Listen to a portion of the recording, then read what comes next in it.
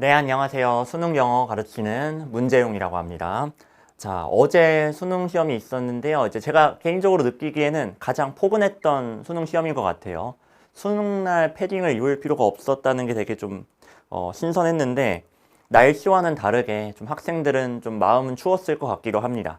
영어가 정답률이 많이 좀 낮게 나왔는데 사실 제가 9월 모의고사 때 해설하면서도 이 말씀을 드렸어요.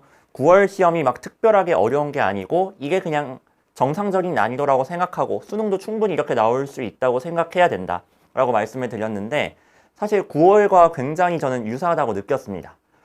이거는 어떻게 보면 저는 감사한 것 같아요. 원래는 6월, 9월에는 이렇게 냈다가 정작 수능엔 저렇게 냈다가 해가지고 좀 수험생을 혼란스럽게 하는 경우도 많았는데 올해는 제가 거의 10년째 지금 수능 분석을 해오고 있지만 가장 9월과 연계성이 좋지 않았나. 그리고 과거 기출하고의 연계성도 되게 좋았다는 생각이 들어서 개인적으로 느끼기에 막 놀랍고 신비한 신유형은 없었고요. 그나마 34번하고 39번이 좀 새로운 시도를 하려고는 했다. 약간 그 정도 느낌. 근데 이제 과한 신유형이라고 보이진 않기 때문에 기출을 좀 충실하게 공부한 학생들이면은 그 정도까지는 아닌데 라고 생각을 했을 것 같아요. 저 역시도 그랬고 그러니까 저는 항상 당황하는 게 제가 느끼는 요 체감 난이도랑 학생들의 체감 난이도가 당연히 겹칠 때도 있지만 다를 때가 되게 많거든요. 근데 다를 때가 주로 언제냐면은 기출 코드랑 논리를 이해할 때 그러니까 저랑 수험생분들이랑 가장 많이 차이 나는 게 의외로 영어 실력이 아니에요. 저도 가르치다 보면은 야, 이 친구는 영어 유치원 다니고 어렸을 때부터 영어 공부하고 유학 갔다 오고 해서 그런지 거의 나보다 영어 잘하는 거 아니야? 그런 학생도 많거든요. 근데 틀리는 문제들 보면 정말 어이없는 오답으로 갑니다. 이거는 당연히 시험 자체에 대한 이해도의 부족이죠. 이게 영어 실력하고 뭔 상관이 하면 저는 사실 할 말은 없어요. 제가 수능 옹호자는 아니니까. 근데 어쨌든 수능을 잘 보게 해드려야 되기 때문에 진단을 해드리자면은 저희가 하는 영어는 교양 영어가 아니기 때문에 수능 자체에 대한 이해도도 되게 중요합니다. 그리고 어떻게 보면 이것도 옹호라고 할 수 있을 것 같기는 한데 영어 자체 능력은 분명 아니에요. 하지만 논리력이라는 거는 분명 살면서 나름 쓸모가 있고요. 어쨌든 대학 수학 능력 시험이잖아요. 대학교 가서 글을 쓸 때 또는 글을 읽을 때 분명 도움이 됩니다. 그리고 분명 평가원에서도 논리력 평가하겠다고 했잖아요. 평가하겠다고 안 한 거를 평가한 것도 아니기 때문에 저는 대비를 해야 된다고 생각을 합니다. 자, 그래서 이제 제가 여기 이제 적혀 있는 문항들을 다 해설을 할 건데 이거는 제가 항상 약속드리는 거예요. 제가 처음에 이 수능 시험지를 받아서 풀었을 때 그 풀이에요. 그래서 나중에 제가 기출 분석 수업을 하거나 정규 수업을 할 때 풀이가 가끔 달라질 때도 있어요. 그러니까 저도 처음에 안 보였던 풀이가 보일 때가 있거든요. 제가 신이 아니잖아요. 저는 되게 지극히 평범한 사람이기 때문에 처음에는 이 풀이가 괜찮았다고 해서 일단 이 풀이에 꽂혀서 했는데 나중에 바뀔 때도 있어요. 하지만 하나도 변하지 않는 거는 저는 제가 수업 때 풀던 대로 풉니다. 이 문제에 맞춰서 기존에 한 적도 없는 새로운 풀이를 개발하거나 그런 적은 없는 것 같아요. 항상 일관되게 수업을 하고 그래야 되는 이유는 그래야 저한테 배운 학생들도 수험 시험장에서 당황하지 않고 늘 하던 대로 풀면 좋은 결과가 나올 테니까. 자, 그렇기 때문에 저는 항상 일관되게 제가 하던 대로 풀이를 할 거예요. 그래서 그 풀이가 당연히 완벽하지 않을 수 있어요. 저는 수능 시험장에서 현실적으로 적용할 수 있는 풀이를 할 거예요. 이를테면 이따가 21번? 완벽하게 해서가 안 돼요. 클라우드에 대해서 저도 잘은 몰라요. 클라우드를 활용은 하고 있지만. 근데 그거를 이해하는 게 이 문제의 출제 요리는 아니라고 저는 생각을 하거든요. 자, 그런 식으로 최대한 수능에 최적화된 독해를 저는 좀 할 겁니다. 자, 이거는 앞으로 이제 예비 고3 학생들이죠. 지금 고2니까. 예비 고3 학생들을 위해서 하는 수업에 더 가깝다고 보시면 될 것 같아요. 이미 저희 고3 학생들은 수능을 보고 이제 제 손을 떠났고 너무 고생 많이 하셨고 또 이제 결과가 이미 나온 거잖아요. 수능 결과가 어쩔 수가 없습니다. 이제 성적표 확정 결과 나올 때까지 일단 남은 시험 대학별고사 있으면 잘 준비하시고 휴식 취하시고 자, 그동안 이제 좀 못했던 자유를 좀 편하게 나름 누리면 좋겠고요. 결과와 상관없이 이제는 예비 고3 학생들과 함께 또 이제 달려나가야 되니까 자, 거기에 맞는 이제 총평을 좀 해보도록 할게요. 요게 제일 중요한 것 같아요. 저는 이게 왜 이렇게 오답률이 높게 나오지? 이해가 안 되는데 매년 이해가 안 되죠. 기출에 대한 이해도가 너무 부족한 것 같고 그거를 제대로 공부를 안 하는 것 같아요.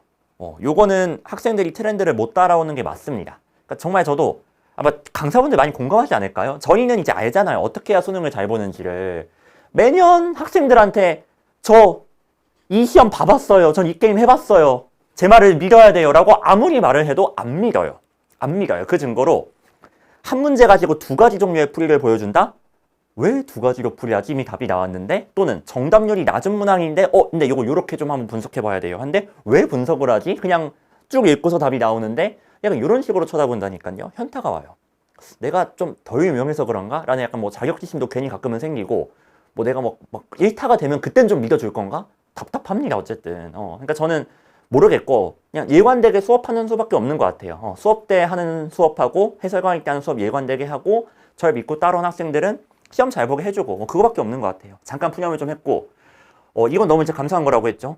기존의 기출 경향성을 반영하는 거는 어떻게 보면 저는 감사한 거예요. 예전 기출을 충실히 공부한 학생들은 잘 볼 기회가 있는 거니까요. 자, 그래서 난이도 같은 경우는 뭐 1등급 비율이 낮게 나올 것 같긴 합니다만 뭐 4, 5%까지 떨어질 수도 있겠죠. 하지만 제가 봤을 때 그냥 적당히 어려웠다. 과한 난이도라고 절대 보이진 않고, 분명 이거 쉽다고 느낀 학생도 있을 거예요. 기출 제대로 공부한 학생들이라면요. 자, 그 다음에 9월 경향 유사하다는 거 말씀드렸었고요. 이건 제가 세세하게 좀 말씀을 드릴게요. 자, 어려웠다고 좀 느낄 만한 거는 역시나 이건 9월이랑 똑같죠. 소재가 낯설었을 거예요. 21번 9월 같은 경우도 음악 그 옥타브 지문 이해하기 힘든 학생들 되게 많았었거든요. 마찬가지로 클라우드가 뭐지? 지금 이거 어떤 상황인 거지? 아마 그 상황 자체가 이해가 안 가는 학생도 있었을 거고, 장문 독해 같은 경우도 요 의류의 역사, 이거 좀 이제 생소한 소재잖아요. 그렇죠? 그런 것들 때문에 어려웠을 거예요. 근데 이게 모든 문장 하나하나를 완벽하게 이해해야지 이 문제를 맞출 수 있다, 이 사고방식에 갇혀있고 아직도 내신식 영어 공부에 매몰되어 있었다라면 엄청 어려울 수 있겠죠. 근데 애당초 그 학생들은 교육청에서 이미 쓴맛을 봤을 거예요. 완벽하게 이해가 불가능하거든요. 좀 더 구조적으로 유연하게 이해를 할 수 있어야 되겠고, 자, 그 다음 매력적 오답. 그쵸? 이게 9월의 화두였죠. 24번에서 실제로 9월에 난리가 났는데 수능 때 더 난리가 났습니다. 자, 이거는 선후관계랑 관련이 좀 되어 있는 거고 사실적 사고하고도 관련이 되어 있는데, 이 말을 제가 언제 드렸냐면은, 아니 21번에서 분명 프리퀀시가 올라간다고 했는데 왜 아이덴티컬을 고르지? 올라간다고 하면 변한 건데 왜 동일한을 고르지? 사실적 사고가 안 되거든요. 일단 학생들이 본문의 근거로 풀어야 되는데 본문의 근거를 안 풀어요. 또 반대로 이상하게 본문의 근거에서 풀어요. 아마 이제 이따 하겠지만 24번에 4번을 가신 분들은 쌤, 뉴 컬처스가 후반부에 있는데요, 또 이럴 거예요. 자, 이거는 제가 해설하면서 자세히 하겠습니다. 이거 다 하면 끝이 없을 것 같아요. 사실적 사고랑 시력검사처럼 그냥 본문에 이 단어 있으니까 얘가 답이야, 이건 다른 거예요. 그러니까 이 기준을 잡는 게 정말 중요합니다. 그러니까 뭐, 야, 네가 하면은 본문에 근거한 거고 내가 하면은 그냥 상상을 한 거냐 할 수 있는데, 저는 기준을 명확하게 정해 드릴 거예요. 이건 약속을 드립니다. 자, 32번도 매력적 오답이 꽤 있는 문제였고, 지문 구조, 이 얘기 안 할 수가 없어요. 역시나 9월에, 다시 9월로 돌아갈게요. 그 31번 문제 난리 났었죠, 그렇죠? 왜 데코레이팅 스킬스가 안 되는 거야? 아마 되게 애매한 해답들이 많이 나왔을 텐데 저는 한마디로 끝냈죠. 공통범주. 공통범주를 생각하면은 이게 데코레이팅 스킬스가 답이 될 수가 없다라고 딱 말씀을 드렸는데, 세상에나 또 나왔어요. 31번에 공통범주 문제요. 똑같은 풀이로 풀 겁니다. 그리고 39번 같은 경우도 역시나 제가 둘로 나눠서 푸는 문제 무조건 나온다고 했죠. 그 양상만 달라질 뿐이에요. 어떤 양상이었냐면은 공통점과 차이점의 대비. 근데 이거 놀랍고 신비한 거 아니잖아요. 공통점과 차이점의 대비. 특이한 점은 그 공통점을 뭐 same이라든가 similar이란 말을 안 쓰고 그냥 as 한 단어로 던졌다는 게 좀 특이한 건데, 그런 소소한 응용만 있을 뿐이지 큰 그림에선 달라진 게 전혀 없었어요. 자, 근데 이런 문제들에서 아직도 좀 헤매고 있다는 게 의외였고, 특히나 제가 제일 이해할 수 없는 건 34번이에요. 34번도 이따가 이제 풀면서 말씀드리겠지만 얘는 그냥 두 문장으로 끝나거든요. 뭐 ideal이란 말을 썼어요. 이상적으로. 플러스예요, 마이너스예요? 플러스죠. 그리고 빈칸에 마이너스 들어가야 된다라는 거 바로 나오거든요. 선지에 눈을 의심했어요. 마이너스가 하나밖에 없는 거야. 아니 근데 왜 이게 정답률이 21%죠? 플러스 마이너스 판단을 못하는 건 아닐 거예요. 그리고 학생들을 막 뭐 비난하는 건 아니에요. 수능 시험장 떨려요. 저도 알아요. 수능 시험장에서 냉정한 풀이가 안 될 수 있다는 것도 압니다만, 이 정도 정답률이 나왔다는 건 요거는 아예 접근법 자체에 문제가 있었다는 거예요. 이건 어쩔 수 없어요. 아니 완벽하게 접근하려고 해도 실력이 있는 학생도 한두 문제 삐끗할 수 있어요. 그건 당연히 알죠. 수능 때 얼마나 떨립니까? 근데 전체적인 정답률을 봤을 때 이거는 단지 뭐 시험장의 문제라고 하기보다는 기본적인 논리적 사고가 체화가 안 돼 있다. 아예 다른 방향으로 가버리고 있다. 방향 자체가 잘못됐다라는 거를 지적을 안 할 수가 없습니다. 자, 그래서 어쨌든 요즘 수능 트렌드는요. 제가 뭐 새로운 얘기를 할 게 거의 없어요. 경향성은 대체로 유지가 되고 있고 소소한 트렌드만 좀 바뀌고 있는 정도인데 그거는 뭐 제가 매번 해설 강의 때 또 강조를 드릴 테니까 여러분은 큰 그림만 신경 쓰시면 돼요. 큰 그림이라 하면 아까 말씀드린 기출 코드랑 논리가 되겠습니다. 자, 그리고 제가 이제 논리적 풀이할 때 분류하는 방법이죠. 뭐 가치 판단, 이항 대립, 재진술, 그리고 뭐 부수적인 단서 활용까지 어느 하나에 쏠리지 않고 잘 출제를 한 것 같아요. 그래서 저는 개인적으로 이번 수능 그냥 만족스럽습니다. 잘 낸 것 같아요. 난이도도 그렇고 테마도 그렇고 뭐 오답이 나오는 방식도 그렇고 뭐 매력적 오답으로 낚는 것도 있고 순수한 피지컬을 요구하는 것도 있고 되게 잘 낸 것 같아요. 그래서 뭐 특정 부류의 학생이 엄청 억울하다, 불합리하다 할 정도의 시험은 일단 아닌 것 같습니다. 물론 저도 뭐 좀 더 분석을 해보긴 할 거예요. 급하게 이제 하루 만에 준비를 한 거다 보니까. 자, 문항별로 이제 말씀드리면요. 21번은 거의 대입화 같았어요. 얘는 이제 GS 구조인데 그냥 주제 찾으면 되는 거였습니다. 그 다음에 23번은 혹시 이거를 틀리신 분은 가치 판단이 약한 거죠. 에러라는 말을 했으면은 글쓰니까 싫어하는 게 이거구나. 반대로 좋아하는 건 이거구나라는 게 보였을 거예요. 그래서 스피드랑 프리퀀시의 대비만 잡았어도 되게 쉽게 답이 나오는 거였고 24번은 매력적 오답이 역시나 어려웠을 텐데 이거는 해설 강의 때 자세하게 보여드리도록 하겠습니다. 자, 31번 말씀드렸죠. 이거는 구조가 중요하고 공통범주가 중요해요. 아니, 인에디션을 봤는데 공통범주를 안 찾는다? 이거는 방향성의 문제라고 아까 말씀을 드렸고요. 그 다음에 32번도 이건 많이 나오는 테마 아닌가요? 구술로 하는 거랑 문자로 하는 거. 이게 처음엔 공통점 얘기가 나중에 차이점으로 바뀌죠. 그 차이점에 주목하면 되는 거였고 다만 본문에 직접적인 답의 근거가 나오기보다는 약간의 추론을 해야 됐어요. 자, 그런 점에서 분명 어려운 문제라고 할 수는 있겠습니다. 자, 그리고 33번은 그냥 전형적인 뭐 GS 구조가 되겠죠. 그래서 이거는 주제문, 예시, 주제문. 그냥 요 전형적인 패턴이었어요. 그게 읽혀졌으면은 생각보다 할 만한 문제였습니다. 자, 34번 아까 말씀드린 대로 플러스 마이너스 따지는 거를 못해가지고 틀리는 다소 좀 황당한 문제라고 보시면 되겠고 자, 그 다음에 순서삽입 새로운 거 없었어요. 너무 뻔했고 특히나 36, 37은 너무 정직하게 나왔습니다. 다만 9월에 통념 비판 구조가 소소하게 나왔던 문제가 있었는데 그게 37번이었거든요. 그게 오답률이 말도 안 되게 나와서 제가 그때도 좀 약간 흥분을 했었는데 그거를 이번엔 36번에서 좀 활용을 했더라고요. 그래서 되게 흥미로웠어요. 정말 9월에서 연계된 게 진짜 많습니다. 세세하게 들여다보면요. 자, 그리고 38번은 나레이 법비인데 이게 아직도 안 보인다? 자, 이건 좀 문제가 있는 거겠죠. 그렇죠? 수능 때는 당연히 이런 전형적인 소재는 좀 보이셔야 돼요. 자신과 타인의 대비도 이거 몇 번이나 나왔습니까? 그렇죠? 이런 것들을 이제 앞으로 익숙해지셔야 되겠습니다. 자, 여기엔 제가 스타터라고 적어놨는데 그럼 the difference라는 표현이 나왔어요. 차이점은 다음과 같습니다. 그럼 이 앞에 차이점 나왔어요? 안 나왔어요? 안 나왔어요. 앞에는 공통점 나왔고 근데 차이점은 이렇습니다. 이 전환 지점이거든요. 요즘은 노골적인 연결사를 잘 안 준다고 했죠. 예전에는 however, 뭐 still, yet 이런 거 주면서 야 이제부터 방향성 바뀔 거야 하는데 이젠 그런 걸 안 주죠. 이거는 9월 39번도 똑같았어요. 그 피라미드 지문 기억나시겠죠? 자, 그래서 이것도 전형적인 패턴입니다. 그냥 difference를 활용하는 것만 달라졌을 뿐이에요. 자, 그리고 중킬러 같은 경우 39번은 다행입니다. 동사준동사 나온다고 했는데 나왔어요. 그쵸? 왜냐면 너무 안 나왔어요. 그래서 이건 좀 나올 거라고 많이들 예상을 하셨을 것 같아요. 근데 뭐 쉬운 거긴 하지만. 그 다음 30번은 이거는 둘 중 하나죠. 그쵸?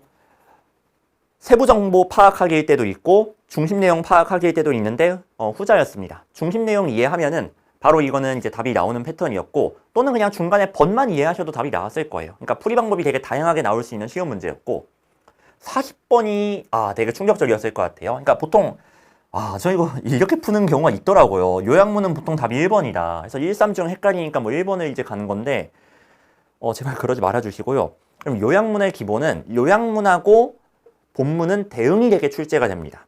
그게 안 되는 나름 조금 더 피지컬을 요구하는 문제가 종종 나와요. 근데 얘는 그런 패턴도 아니었어요. 그냥 대응시키면 끝나는 문제였는데 역시나 방법론적인 문제 40번도 좀 추가를 해야 될 것 같아요. 그 다음에 41, 42 이제 장문 독해는 PS 구조죠. 첫 문장부터 프라블럼이 나옵니다. 첫 문장부터 프라블럼이 나오고요. 중간에 fortunately로 바뀌어요. 그게 솔루션이죠. 이런 문제점이 있는데 다행히도 이런 해결책이 있습니다. 딱 그 흐름이거든요. 왜 9월에 무승부지문 기억나실까요? 34번. 얘가 제가 그 PS 구조 가지고서 딱 그냥 뭐 딱 두 줄 읽고 풀었잖아요. 그렇죠? 완벽하게 이해가 힘들더라도 풀 수 있다고 했죠.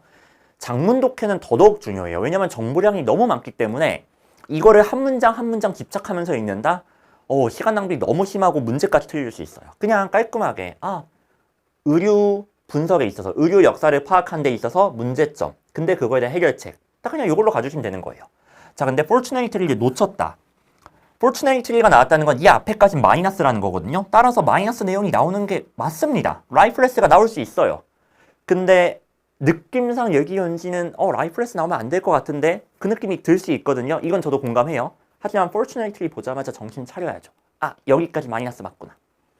자, 그래서 이런 단서들을 좀 더 예민하게 볼 수 있어야 되겠습니다. 이런 게 어떻게 보면은 기출 코드인 것 같아요. 저랑 학생분들이랑 어떤 단어에 집중을 하는지가 너무 많이 달라요. fortunately 너무 중요한 단어거든요. 근데 이런 걸 집중을 거의 안 하더라고요. 자, 그래서 이런 것들을 좀 보완을 할 필요가 있겠고. 자, 문항별 총평 이 정도로 하겠습니다. 이제 본격적으로 해설을 할 건데 21번부터 한번 보도록 할게요. 자, 정답률 뭐 무난하죠, 그렇죠? 만약 여기에 매력적 오답이 좀 더 추가되었으면은 얘도 좀 난리가 났을 수는 있겠는데 그래도 다행히 잘 적응을 한 것 같아요. 자, 일단 얘는요, 뭐가 좀 중요하느냐? 그럼 아무리 그래도 중간에 뉴욕 프리랜서 나오는데 이거 예시라는 생각 안 들어요? 그쵸? 이거 예시라는 건 알잖아요, 그렇죠? 그러니까 제가 말하는 거는 적어도 여기를 읽기 전까지 최소한 뭐에 대해서 얘기하는지 감이라도 잡자. 요 정도는 좀 할 수 있으면 좋겠어요. 게다가 얘가 소재가 나온 적이 있어요. 이게 언제 나왔었던 거냐면은 2023년. 자, 이건 출제 연도를 말씀드리는 거예요. 그 학년도 말고요. 2023년 9월에 나왔었는데 그때 30번 어휘 문제가 어떤 지역과 그 다음에 어떤 직물 사이의 연관성, 그거에 대한 거였거든요. 그러니까 이제 어떤 장소와의 연관성이 예전에는 있었는데 요즘은 사라졌다. 뭐 이런 거예요. 간단한 예시로 뭐 바나나 예전엔 열대 지역에서만 났는데 이제 뭐 아무 데서나 재배할 수 있잖아요. 즉 어떤 산물과 재배되는 산물과 재배 지역 간의 연관성이 사라진 거죠. 딱 그 느낌 아닙니까? 저 그거 떠올랐거든요. 그래서 기출의 소재는 이렇게 은근히 반복이 된다라는 거. 기출을 공부해야 되는 또 다른 이유이기도 해요. 제가 기출 소재 반복되는 건 이거 말고도 더 있거든요. 계속 말씀을 드릴게요. 좀 계속해서 좀 설득을 드려야 될 것 같아요. 자, 일단 첫 문장 보겠습니다. 자, 디지털 플랫폼에 대한 정보고요. 얘는요, 변화 상황이네요. 많은 업무를 less tricky, 덜 끈적거리게 했대요. 얘는요, 이 문장 해석 자체가 중요한 패턴은 아닙니다. 중요할 때도 꽤 있긴 하거든요, 요즘은. 근데 그냥 디지털 플랫폼에 대한 정보를 찾아야 되고 made less라고 나왔으니까 어떤 식으로 변화했는가, 변화 후의 상황을 찾아주시면 되는 거예요. 어떤 식으로 변화를 하고 있는가, 바로 다음 문장에 나오죠. 자, becomes more 나왔기 때문에 지금 이거는 변화 상황이 되겠습니다. 자, 그래서 이런 식의 어떤 변화, 뭐 대표적으로 뭐 상업화, 표준화 이런 변화가 나오고 있죠. 그럼에 따라 그 결과가 중요해요. 이 문장이 제일 중요하다라는 걸 꼭 발견하셨어야 돼요. 변화 후의 결과이기 때문에요. 자, 어떻게 되었대요? 나왔죠. 서비스 업무랑 특정 장소 사이의 그 연관성 유대가 단절이 되었다고 합니다. 즉, 원래는 어땠다는 거예요? 연관성이 있었다는 거죠. 근데 그 연관성이 사라졌다라는 거예요. 분리되었다는 거예요. 다만 좀 추상적이죠. 업무랑 장소 사이의 타이가 분리되었다? 이게 무슨 말이야? 이거는 예시 보면서 이해하시면 돼요. 예시 딱 그런 식으로 활용할 겁니다. 자, 그 다음 문장 볼게요. while이 나왔기 때문에 이 문장이 되게 길잖아요. 그렇죠? 근데 기계적으로 콤마 뒤에가 핵심 내용이겠구나. 요 정도면 사실 충분합니다. 자, 콤마 뒤에 볼게요. 클라우드 워크 뭔지 잘 모르잖아요. 근데 얘가 바꿨대요. 어떤 양이라든가 그 다음에 granularity 이건 뭐야? 과립상? 솔직히 말해서 좀 몰라요. 나중에 사전에 검색해 볼 거예요. 이제 물론 이제 granular이라는 그 단어 자체는 아는데 과립상? 뭐 제가 무식해서 그런지 모르겠지만 현실적으로 써먹기 힘들겠죠. 자, 근데 이것은 길이적으로 이게 훨씬 더 중요한 거죠. 비근접한 업무가 발생할 수 있다고 합니다. 자, 연결 좀 해볼까요? 업무랑 장소 사이에 연관성이 있을 때는요, 가까울수록 아무래도 해당이 되겠죠. 그렇잖아요. 이를테면은 재택근무라든가 또는 뭐 온라인 인강 이런 게 없는 학생들은 형광만 들을 수 있을 거예요. 다시. 온라인 인강이 많이 없는 학생들은 현강만 들을 수 있겠죠. 뭐 예를 들어서 대치동 학생들만 대치동 수업을 거의 들을 수 있을 거예요. 또는 그 인근에 사는 학생만. 지방 학생들은 듣기가 힘들겠죠. 근데 인강이 이제 생기다 보니까 꼭 대치동에 살지 않아도 대치동 수업 들을 수 있게 되었잖아요. 뭐 이런 느낌으로. 이것도 마찬가지. Non-proximate work라는 게 꼭 그 지역에 살지 않더라도 그 업무가 발생할 수 있구나. 그래서 아까 단절이란 말을 한 거구나라고 내용 연결되시면 너무 좋을 것 같아요. 자, 그래서 지금 어떻게 했어요? 콤마 뒤에가 중심 내용인 건 맞는데 클라우드 워크 뭔지 모르겠어. 그 다음에 과입상 뭔 말인지 모르겠어. 그래서 그냥 요거 가지고 알 수 있는 정보 가지고 최대한 연결을 한 거예요. 거기에 이제 예시가 더해집니다. 예시 보니까요. 오케이. 한 뉴욕의 작은 기업이요. 프리랜서 필사가를 고용을 한다고 합니다. 근데 이 사람을요. 한 번은 나이로비에서 고용을 하고요. 나이로비 사람을 고용하고 한 번은 뉴델리에서 고용을 한대요. 어때요? 장소 왔다 갔다 하고 있죠. 장소가 중요하지 않았구나. 장소가 중요하지 않게 되었구나라는 거 저희 파악할 수 있습니다. 그래서 가깝지 않아도 괜찮다라는 거예요. 자, 이 정도 내용 이해하면 충분할 것 같아요. 장소에 상관없이 사람들을 이제 고용하거나 또는 뭐 업무를 할 수 있게 되었구나. 이 정도 느낌만 받으면 충분히 답이 나온다고 봅니다. 자, 1번부터 보실게요. 국제시장에 딜레마가 나온 적은 없습니다. 딜레마는 서로 이제 뭔가 충돌하는 상황이 기본적으로 나와야 되거든요. 하나를 얻으면 하나를 잃게 되거나 뭐 이런 식으로. 근데 그런 게 나온 적이 없죠. 저희가 읽은 거에서는. 어차피 중심 내용에서 답이 나오기 때문에 제가 건너뛴 데서 뭐 나오지 않았을까 걱정할 필요는 없습니다. 자, 그 다음에 사업을 하는 데 있어서 너무 좋지 않아요? 공간적인 유연성. 나이로비 사람이건 뉴델리 사람이건 상관없어. 공간적으로 유연해졌어. 대치동 수업을 듣는 게 대치동에 살건 지방에 살건 상관없어졌어. 유연성이잖아요. 자, 이 유연성을 높였다. 자, 그래서 이거는 소재 자체에 대한 이해만 조금만 근접하게 가져가면은 생각보다 할 만한 문제예요. 어차피 생각해보세요. 예시에서 주제가 바뀔 수는 없죠. 이 두 문장에서 파악한 중심 내용 그리고 예시에서 나온 내용 얘가 그냥 그 중심 내용이에요. 그게 주제예요. 그래서 제가 아까 대입파악처럼 그냥 풀린다고 했던 게 이런 걸 말씀드리는 겁니다. 자, 그 다음에 3번. 지방 지역에 있는 기업들의 지리적인 확산을 약화시킨다고 했는데 일단 확산이라고 하기도 좀 어렵고 뭐 백보양보에서 영향력이 확산되었다고 해도 그걸 약화시킨다고 할 수는 없겠죠. 그렇죠? 오히려 여기저기에서 다 업무를 할 수 있게 된 상황이니까요. 약화시킨다가 틀렸고 그 다음에 법적인 절차, 엄격한 법적인 절차 나온 적 없고요. 강조된 적이 없어요. 그러니까 적어도 제가 읽은 데서는. 자, 그 다음에 고용 과정이 덜 복잡해졌다고 했는데 더 복잡해졌느냐 덜 복잡해졌느냐 이건 알 수 없는 거예요.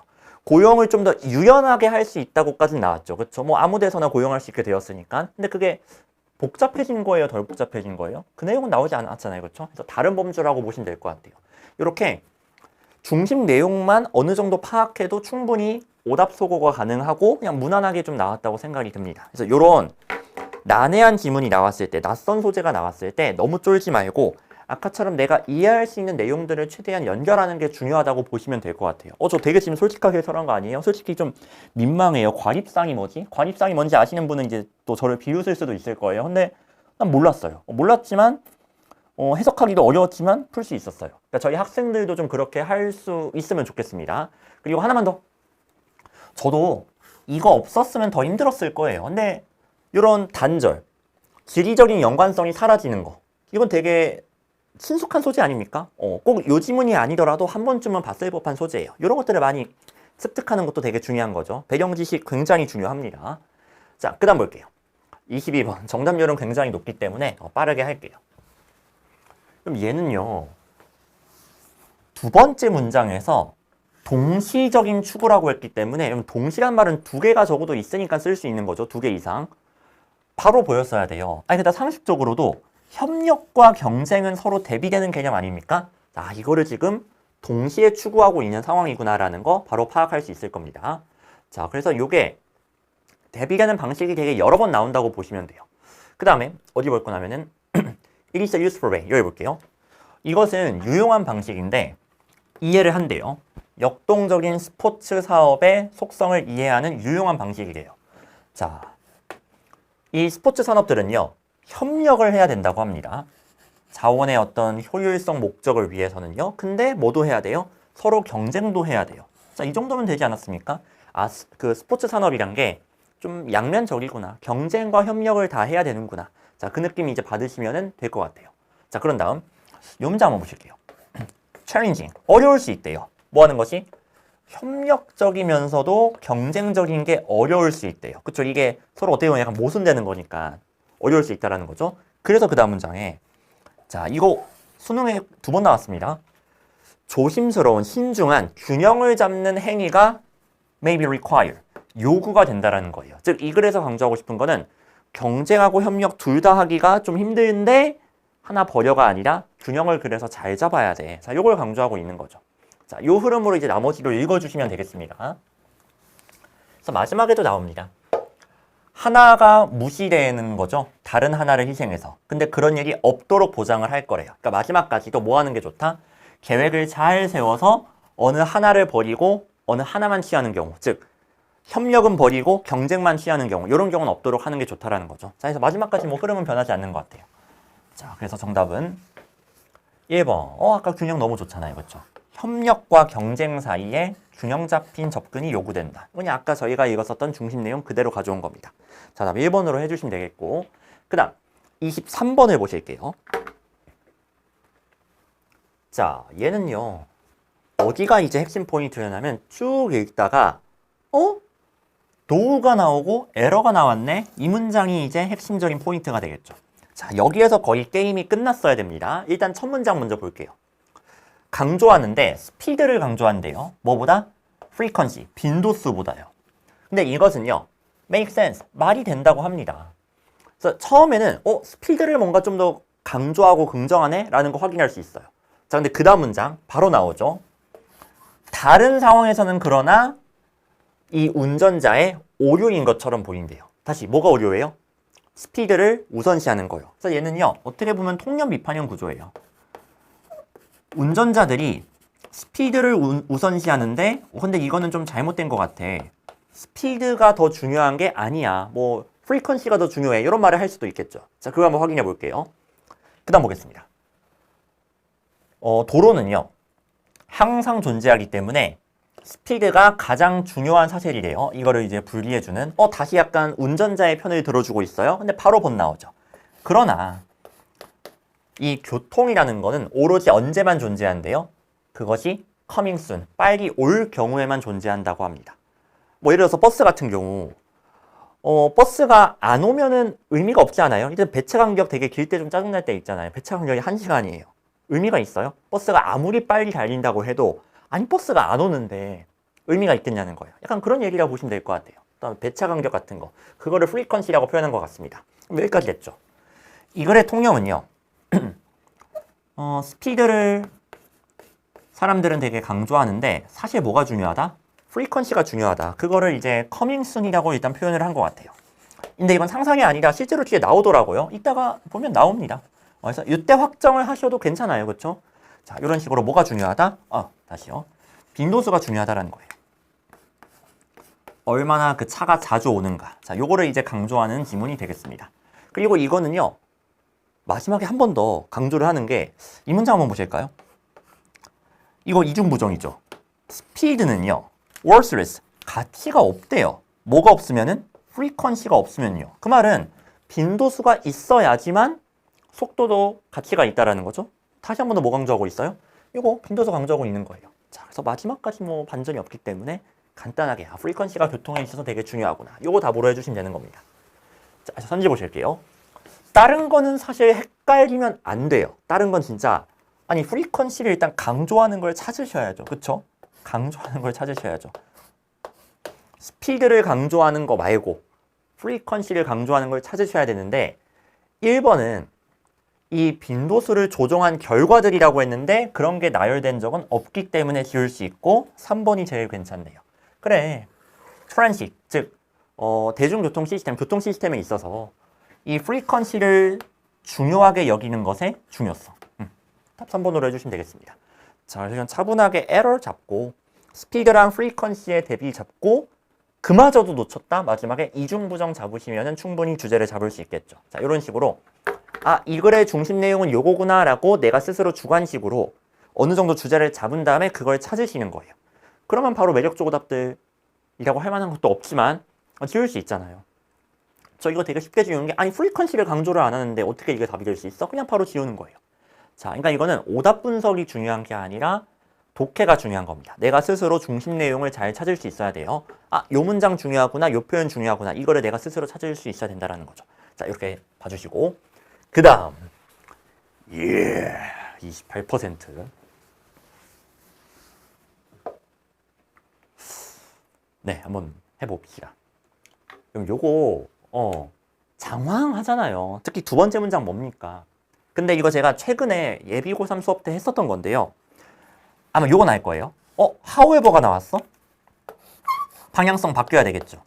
앞에서 문제용 플러스 하면 여기서 무슨 문제용 마이너스 뭐 이런 식으로 뭐 바뀌어야 될 것 같아요. 뭔진 모르겠지만. 그리고 너무 감사한 게 such commercialization이라고 나왔죠. 그럼 이 앞에 나온 게 뭐예요? 상업화예요, 상업화. 그냥 앞에 상업화가 나온 거예요. 그러니까 혹시 이거를 완벽하게 내가 이해를 못했다? 상관없어요. 얘는 그냥 상업화에 대해서 서술을 한 거예요. 이 정도면 충분합니다. 물론 제일 좋은 거는 얘를 쭈루룩 해석하고 완벽하게 이해한다? 너무 좋죠. 근데 그걸 전제로 제가 해설하는 건 너무 비현실적이지 않나요? 그래서 만약에 떨리는 수능장에 해석 능력도 약간 부족해서 얘가 이해가 안 됐어. 그럼 하다못해 뭔가 상업화를 하고 있구나 이 정도만 느껴지셔도 너무 좋다라는 거예요. 이 단어마저 몰랐다? 죄송한데 그건 수능 준비가 안 돼 있는 겁니다. 더 이건 단어 실력을 높이셔야 되겠죠. 필수 단어예요. 자, 첫 문장 보겠습니다. 베네핏에 대한 광팬이요. 경제적인 이익인데 culturetainment라는 게 나왔어요. 자, 그러니까 문화랑 엔터를 합친 것 같아요. 이것은요. 매력적이게 만든다고 합니다. 그 culturetainment를 뭐한테 매력적으로 만드냐면 정치인들과 정치 이반자들 모두에게 매력적으로 만든대요. 그럼 여기까지. culturetainment에 대해서 일단 긍정적이죠. 그렇죠? 매력적이라고 했고 benefit라고 했으니까요. 얘가 경제적인 이익을 준다라는 거 알 수 있어요. 그래서 상업화구나. 문화라는 거를 돈벌이 수단으로 바꾸는 거예요. 상업화를 시키는 거예요. 자, 이 정도 연결할 수 있지 않을까요? 힘들려나? 자, 이거 해주실 수 있어야 돼요. 자, 근데 너무 노골적이네요. 리스크 형광펜이요. 그러한 상업화는요. culturetainment가 어떻게 되게 한대요? 동질적이게 되게 한대요. 이게 단점인 거죠. 단점 밑줄 표시를 제가 할게요. 그 다음에 그것의 본래 메시지를 잃어버리게 한대요. 자, 이런 식으로 문화를 가지고서 경제적인 이익을 올리는 상업화라는 게 물론 돈 벌 수 있으니까 좋죠. 근데 이러한 문제점도 있다. 뭔가 개성 같은 걸 좀 잃을 수 있다. 약간 초심을 잃을 수 있다. 그런 느낌인 것 같아요. 그 다음에 also를 썼다는 건요. 비슷한 주제에 같은 주제에 다른 내용 추가할 때 쓰는 거죠. 그럼 역시나 마이너스 내용이 추가가 될 거예요. 자, 확인해 보니까 이것은 또한 나왔네요. 작은 비상업적인 독립된 사건들이 만들어지는 결과를 낳는데요. 근데 이것은요. 온리에서 느낌이 오셔야죠. 단지 뭐 할 뿐이다? 자, 그 이용자들을 분리시킬 뿐이다. 이렇게 단점이 추가되는 거 저희 확인할 수 있습니다. 자, 그럼 주제에 나오지 않았나요? 이 글의 중심 내용은 culturetainment예요. 얘는 이제 문화의 상업화가 될 텐데 이것의 장단점에 대해서 서술하고 있어요. 당연히 however 뒤에가 중요하기 때문에 단점에 좀 더 힘이 실린다는 것도 알 수 있겠죠. 자, 그 다음 마무리할게요. 여기에서 4번 오답으로 되게 많이 가게 돼가지고 이 문장을 좀 해석을 해드려야 될 것 같습니다. 자, 정치적, 사회적, 종교적인 어떤 환경을 바꾸는 것은요. 어떤 결과로 이어진다? 새로운 문화의 탄생, 등장으로 이어진대요. 그 다음에 이러한 새로운 문화로 인해서 이것과 함께 새로운 culturetainment 경험이 등장한다는 거겠죠. 자, 이런 상황이라고 보시면 될 것 같아요. 참고로 마지막에 주석에도 있잖아요. 착취가 왜 나오는 거겠어요? 그래, 이렇게 새로운 문화가 생기는 거. 이런 새로운 문화가 생기는 거. 요거는 일종의 하나의 성장이죠. 건전한 성장이에요. 즉 나쁜 거 아니에요. 하지만 이거를 뭔가 돈벌이를 위해서 착취에 직면했을 때는 이게 좀 연약할 수 있다. 그래서 뭔가 상업화를 시켜서 훼손되기가 쉽다. 이 얘기를 하고 싶은 거죠. 자, 한번 답 내보겠습니다. 1번 볼게요. 이거 되게 괜찮죠? 근데 뭐가 틀렸어요? 이 글의 중심 내용은 however 뒤에서 나온 단점이에요. 근데 benefit를 강조하니까 얘는 답이 될 수 없는 거죠. 바로 지울 수 있을 거예요. 2번이요. 오케이. 요 soul이란 게 이게 어떻게 보면은 아까 그 상실되었었던 요 본래 메시지라든가 또는 뭐 문화적인 정체성 뭐 이런 것들을 이제 말하는 거겠죠. 그거라고 보시면 될 것 같아요. 근데 이거를 돈 때문에 상업화 때문에 잃게 된 거니까 cash or soul이라고 충분히 표현할 수 있겠죠. 자, 그다음 문화가 뭐랑 결합했다? 엔터랑 개입했다. 즉 culturaltainment를 말하는 거네요. culturaltainment라는 게 탄생했을 때 돈인가 아니면 어떤 정체성인가? 이 문제가 이제 생길 수 있다는 거예요. 그래서 이건 충분히 반영이 잘 되었다고 할 수 있겠습니다. 답 2번으로 해주시면 되겠고, 그 다음에 3번 같은 경우도 마이너스 내용이 좀 빠져 있죠. 자, 그래서 안 된다고 보시면 되겠고요. 4번은요. 자, 두 가지 때문에 안 돼요. 첫 번째, 만약에 4번이 답이라고 칩시다. 그러면은 플루트가 결과물이잖아요. 결실이잖아요. culturaltainment의 결과물이 새로운 문화라는 거거든요. 근데 아까 뭐라고 했어요? 얘가 새로운 문화의 등장으로 이어진다고 했죠.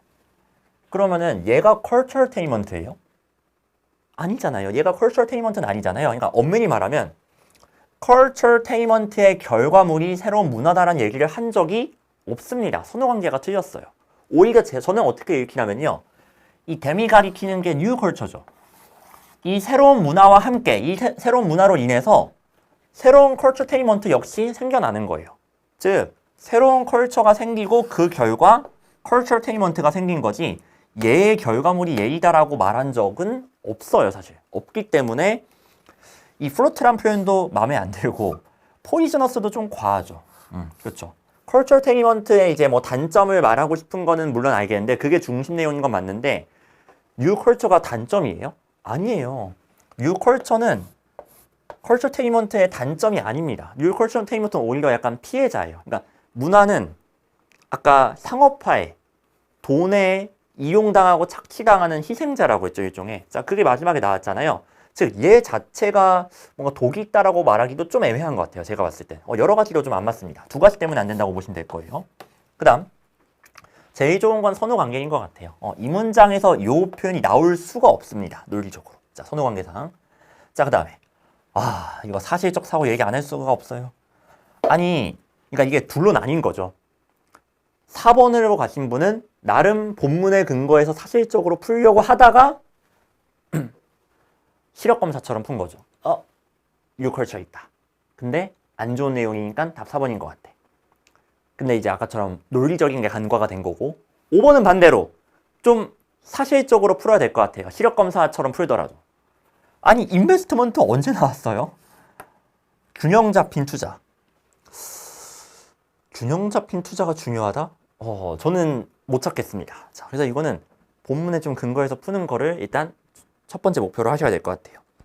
그러니까 계속 말씀드리지만 이거는 지금 뭐 제가 고3 학생들을 훈계하는 게 아니라 그 친구들은 이미 제 손을 떠났고요. 이제 수능 공부를 이제 본격적으로 해야 되는 예비 고3 학생들 혹시 이 문제를 풀고서 해설을 들을 수 있기 때문에 말씀드리는 겁니다. 어떻게 공부해야 될지를 계속 말씀드리는 거예요. 뭐를 조심해야 되는지를. 자, 이렇게 일단 진단 마무리하도록 하고요. 네, 이제 대입합은 그럼 된 것 같네요. 넘어가도록 하겠습니다. 어법 문제 간단하게 볼게요. 간단하게. 자, 예상했었던 동사, 준동사가 출제가 되었는데요. 이번은 지금 ing에 밑줄이 쳐져 있으니까 준동사죠. 얘는 동사가 아니에요. 본동사가 아니기 때문에 이 문장엔 동사가 있어야 돼요. 근데 동사가 없습니다. 아무리 봐도 동사라고 볼 만한 게 없고 그나마 헷갈릴 만한 게 used인데 얘는 뒤에 목적어가 없는 것만 봐도 과거분사라는 거 알 수 있죠. 사용했다가 아니라 사용된이에요. 과거분사예요. 즉 동사가 없습니다. 이 문장에는. 자, 그래서 간단하게 답은 자 2번으로 해주시면 될 것 같아요. 자, 넘어갈게요. 30번 보겠습니다.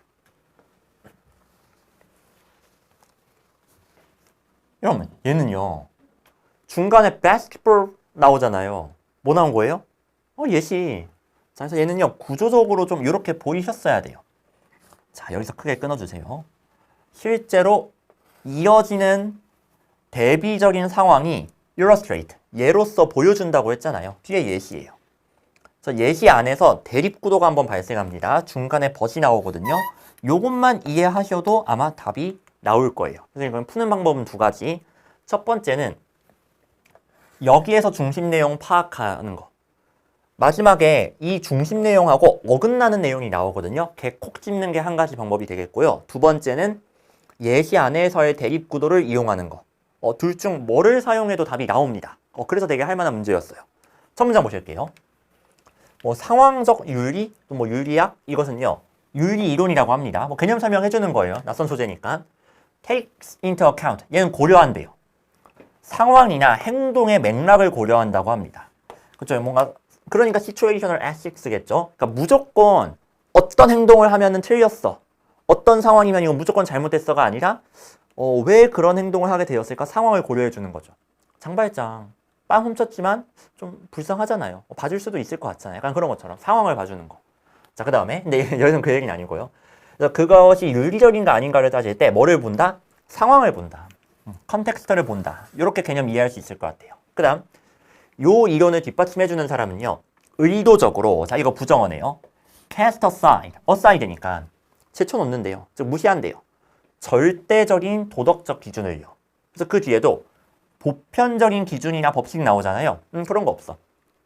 보편적이고 절대적인 기준 없고 그런 게 없는 상태이기 때문에 뭐가 중요하다? 오케이. 결과가 중요하다라고 말을 하고 있습니다. 자, 그래서 결과가 수단을 정당화한다. 즉 결과랑 수단 중에서 뭐가 더 중요하다? 결과가 좀 더 중요하다라는 게 이 글의 중심 내용이다라는 걸 알 수 있죠. 그럼 이어지는 예시에도 예시에서 방향성이 바뀔 수 없다고 했죠. 주제가 바뀔 수 없어요. 뭘 강조해야 돼요? 결과를 더 강조하는 예시가 이어져야 되는 겁니다. 자, 이거는 벗 앞뒤에서도 알 수 있는 게 내용이 생각보다 꽤 이해할 만해요. 어떤 상황이냐면은 게임을 하는데 농구를 하고 있는데 파울을 했어요. 근데 이 친구들 착해요. 저 파울했어요 라고 자기가 스스로 부릅니다. 즉 뭐를 강조하는 거예요 지금? 수단이요. 아 내가 파울해서 더럽게 이기면 뭐해. 정직하게 이겨야지. 자, 그 상황이에요. 그 다음에 인정합니다. 자, 뭔가 인정하고 파울 이런 거 자기가 스스로 부르고 클린하게 이제 플레이를 하고 있다는 거 아시겠죠? 자, 그런데 상황이 바뀌어요. 친구들끼리 그냥 즐겁게 놀 때는 뭐 이렇게 하는데 만약에 공식적인 어떤 관리자가 포함이 된 상황인 거예요. 뭔가 좀 공식적인 경기인가 봐요. 그렇게 되면요. 대부분의 운동선수들은 바로 나왔네요. 그 똑같은 파울을 또는 범실을 인정하지 않는다고 합니다. 정확하게 대비가 되고 있죠. 즉 이들은 뭘 더 중시하는 거예요? 최종 목표요. 승리라는 최종 목표가 is more important. 더 중요하다라는 거예요. 뭐 하는 것보다? 경쟁자에 대해서 우려를 표하는 것보다. 즉 경쟁자 신경 써주고 매너를 지키고 이런 것보다요. 그래서 되게 간단하지 않습니까? 이거는 전형적으로 결과랑 과정의 대비가 좀 나타나 있다고 보시면 될 것 같아요. 밑줄은 결과를 좀 더 중시하는 거고 물결은 과정을 좀 더 중시하는 게 되겠죠. 자, 전형적인 스키마가 되겠습니다. 그러니까 승리라는 거를 결과로 좀 읽어주시고 경쟁자들 신경 써주는 거, 파울 인정하는 거 이런 거를 이제 과정이라고 읽어주시면 될 것 같아요. 이미 앞에 나왔던 일종의 이제 표현이니까. 자, 그럼 마지막까지 요 흐름이 이어져야 될 텐데 마지막에 경쟁적인 이점이라는 건 이건 결과를 말하는 거죠. 문맥상. 둘 중 하나일 거 아니에요. 근데 이거를 버린다고 했기 때문에 답이 안 되는 겁니다. 자, 이렇게 해서 이제 간단하게 처리가 되겠고요. 실제로 getaway with가 얘가 뭔가 모면하거나 이제 무시하는 거죠. 그러니까 회피하는 거죠. 그 경기장에서 일어나는 많은 행동들을 그냥 피하려고 한대요. 그 이유는 약간 더티 플레이, 이기는 것에 집중하는 거겠죠. 자, 근데 어벤던이라고 했기 때문에 틀렸다 보시면 되겠습니다. 자, 답은 5번이 되겠고요. 그 다음 이제 빈칸으로 넘어갈게요. 31번은 막 말도 안 되게 지문이 어렵거나 난해하거나 그러진 않아서 그래도 어느 정도의 정답률은 확보가 되긴 했는데 아마 제대로 푼 학생은 많지 않을 거예요. 얻어걸린 학생이 분명 많을 겁니다. 1, 2, 3번 구별을 제대로 좀 해주셔야 되는데 아마 2번으로 간 학생들은 9월 31번처럼 좀 억울한 감이 있을 거예요. 나 분명 본문에 데코레이팅 있어서 골랐는데 데코레이팅 스킬스가 틀렸어. 그것처럼 아니 후반부에 보니까 뭐 아직 제가 학생들을 상담해보진 않았어요. 그냥 제 추측인데 뭐 그랬을 것 같아요. A single firm. 하나의 회사가 여러 나라에서 운영을 하고 있대요. 그럼 이거 여러 나라 막 통합한 거 아니야? 실제로 이렇게 여러 시장에서의 정보를 이용하니까 좋네. 여러 시장에서의 정보. 이 정보의 핵심은 여러 시장 통합하는 거야. 이렇게 가지 않았을까? 왜 안 될 것 같아요? 그렇다지 않아요? 그러니까 이거 답을 맞히신 분들도 이거에 반박을 할 수 있어야 돼요. 왜냐면 다음에는 여러 번 차례일 수 있습니다. 자기는 안 헷갈릴 것 같아요. 또 사람마다 약점이 다른 거라서 이번에는 운 좋게 빠져나갔어도 또 이런 문제 나왔을 때 그땐 자기가 틀릴 수 있어요. 왜 2번 안 되는 거야? 이거 정확히 하셔야 돼요. 자, 2번으로 압도적으로 많이 갔는데 일단 한번 첫 문장부터 보겠습니다. 자, 소재는요. 뭐 곡물을 거래하는 회사인가 봐요. 이 초창기 회사들은요. 활동적이었다고 합니다. 자, 서플러스니까 얘들은 좀 많이 생산하는 곳인가 봐요. 그 다음에 주석에 있죠. 데피시트이니까 얘는 좀 생산을 못하는 곳인가 봐요. 근데 이 두 곳에서 다 왕성하게 활동을 했대요. 그 다음에 이 회사들은요. 가목적어죠. 투동사하는 것을 그들의 업으로 삼았대요. 뭐 하는 것이냐? 아는 거죠. 이 두 지역에서, 즉 과잉, 결핍 두 지역에서의 수요 공급 상태를 아는 거, 파악하는 거. 이거를 이제 자신의 업으로 삼았다고 합니다. 자, 그걸 이제 뭐라고 표현했느냐? 인포메이션이라고 표현하는 거죠. 연결되시죠? 그 지역의 상태에 대해서 아는 거니까 그 지역의 상태가 곧 정보가 되는 거죠. 이 정보는요. 그들의 빈칸의 핵심이라고 합니다. 자, 그렇기 때문에 이 회사들은요. 상대적인 어떤 비밀 상태에서 일을 했대요. 즉 정보를 함부로 누설하지 않는 거죠. 마치 이제 식당으로 치면은 조리법, 레시피 같은 거죠. 이거 못 알려줘. 나만 알고 있을 거야. 이게 유포되면은 그만큼 손해를 볼 테니까요. 자, 그래서 벌써 이것만 봐도 여기에는 이 정보가 뭐에 중요한가. 이게 이제 좀 느낌이 오는 게 하나 있습니다. 근데 결정탄 이거죠. 인에디션에다 형광펜이요. 여기서 끝났어요, 사실. 그럼 인에디션 언제 쓰는 거라고요? 같은 주제에 다른 내용을 추가할 때 쓰는 거였죠. 간단한 예시로 늘 드는 예시 있죠. 동물이라는 범주하에서 저는 강아지를 좋아합니다. 게다가 저는 고양이를 좋아합니다. 이 흐름이에요, 인에디션이. 즉, 인에디션이 나오려면요. 앞에는 첫 번째 항목이 나와야 되고요. 인에디션 뒤에는 두 번째 항목이 나와야 돼요.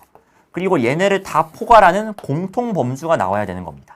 이 공통범주 가지고서 9월 30일번도 그냥 풀어버렸죠. 그러면은 그 공통범주가 뭐지? 이걸 한번 찾아볼게요. 이 회사들은요. 이익을 얻을 수 있었을 거래요. 뭐로 인해서요? 자, 라이스가 등장인데 상품 거래, 상품 교환 또는 상품 선물 시장에 의해서 참고로 퓨처 마켓이란 표현이 좀 어려울 거예요. 사실 이거 몰라도 당연히 풀 수 있어요. 몰라도 풀 수 있는데 예를 들어서 A라는 사람과 B라는 사람이 거래를 할 거예요. 이를테면 한 3개월 후에 거래를 한다고 칩시다. 근데 이 상품의 가격이 막 왔다 갔다 할 수 있잖아요. 그렇죠? 이제 농수산물 가격처럼. 그러면은 3개월 후에 거래를 했을 때 내가 이익일지 손해일지가 되게 불안하겠죠. 3개월 후에 이를테면은 내가 김장을 위해서 배추를 사려고 했는데 배추값이 엄청 뛰어올라 있어. 3개월 후에. 그럼 나 완전 망하는 거잖아. 이미 사기로 약속한 건데. 그런 거를 좀 막기 위해서 미리 이제 거래를 하는 겁니다. 미리 가격을 정해두는 거죠. 그래서 이따가 locking in process라는 표현이 나온 게 요거 때문에 그런 거예요. 이 선물 시장에서의 특성이라고 보면 될 텐데, 근데 저도 이걸 잘 알지는 못하고, 제가 지금 말한 거에 약간 사세가 약간 다른 게 있을 수도 있어요. 그냥 제가 대충 알고 있는 것을 말씀드리는 거예요. 최대한 현실적으로 하려고요.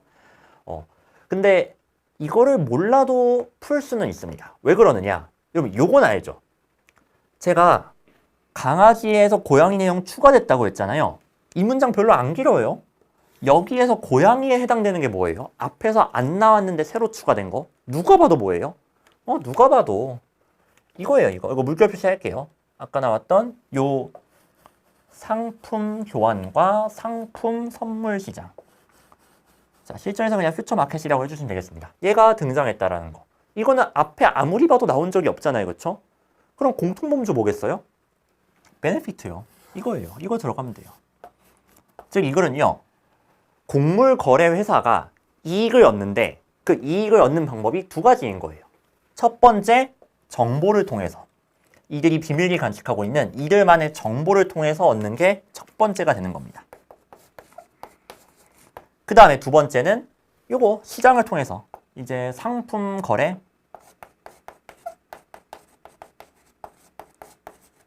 상품 거래 시장을 통해서요. 어떻게 이익을 얻는데 그 원리는 이해를 못 하셔도 괜찮다고 했죠. 자, 근데 이것의 공통범주는 뭐다? 바로 이익을 얻는다는 거예요. 되셨죠? 똑같지 않습니까? 9월 31번하고 공통범주가 들어가면 돼요. 그래서 베네피트에 해당되는 게 뭔가 봤더니 아무리 봐도 베네피트라고 할 수 있는 거 두 개밖에 없어. 뭐 정말 넓게 보면은 모럴리티라든가 레퓨테이션도 베네피트 아닐까요? 근데 안 나왔잖아요. 어때요? 혁신? 새로운 시장의 등장 혁신이라고 할 수 있을까요? 되지 않을까요? 애매하지 않아요? 수능 때 애매하게 하나 찍을 수 없잖아요. 확실해야 되잖아요. 그러니까 저는요, 아무리 봐도 4번, 5번, 2번은 나온 적이 없으니까 아까 문장에서 지울 수 있었는데 1번, 3번은 물론 1번은 거의 확정이긴 해요. 근데 3번 혹시나 해서, 진짜 혹시나 해서 좀 더 읽어봤어요.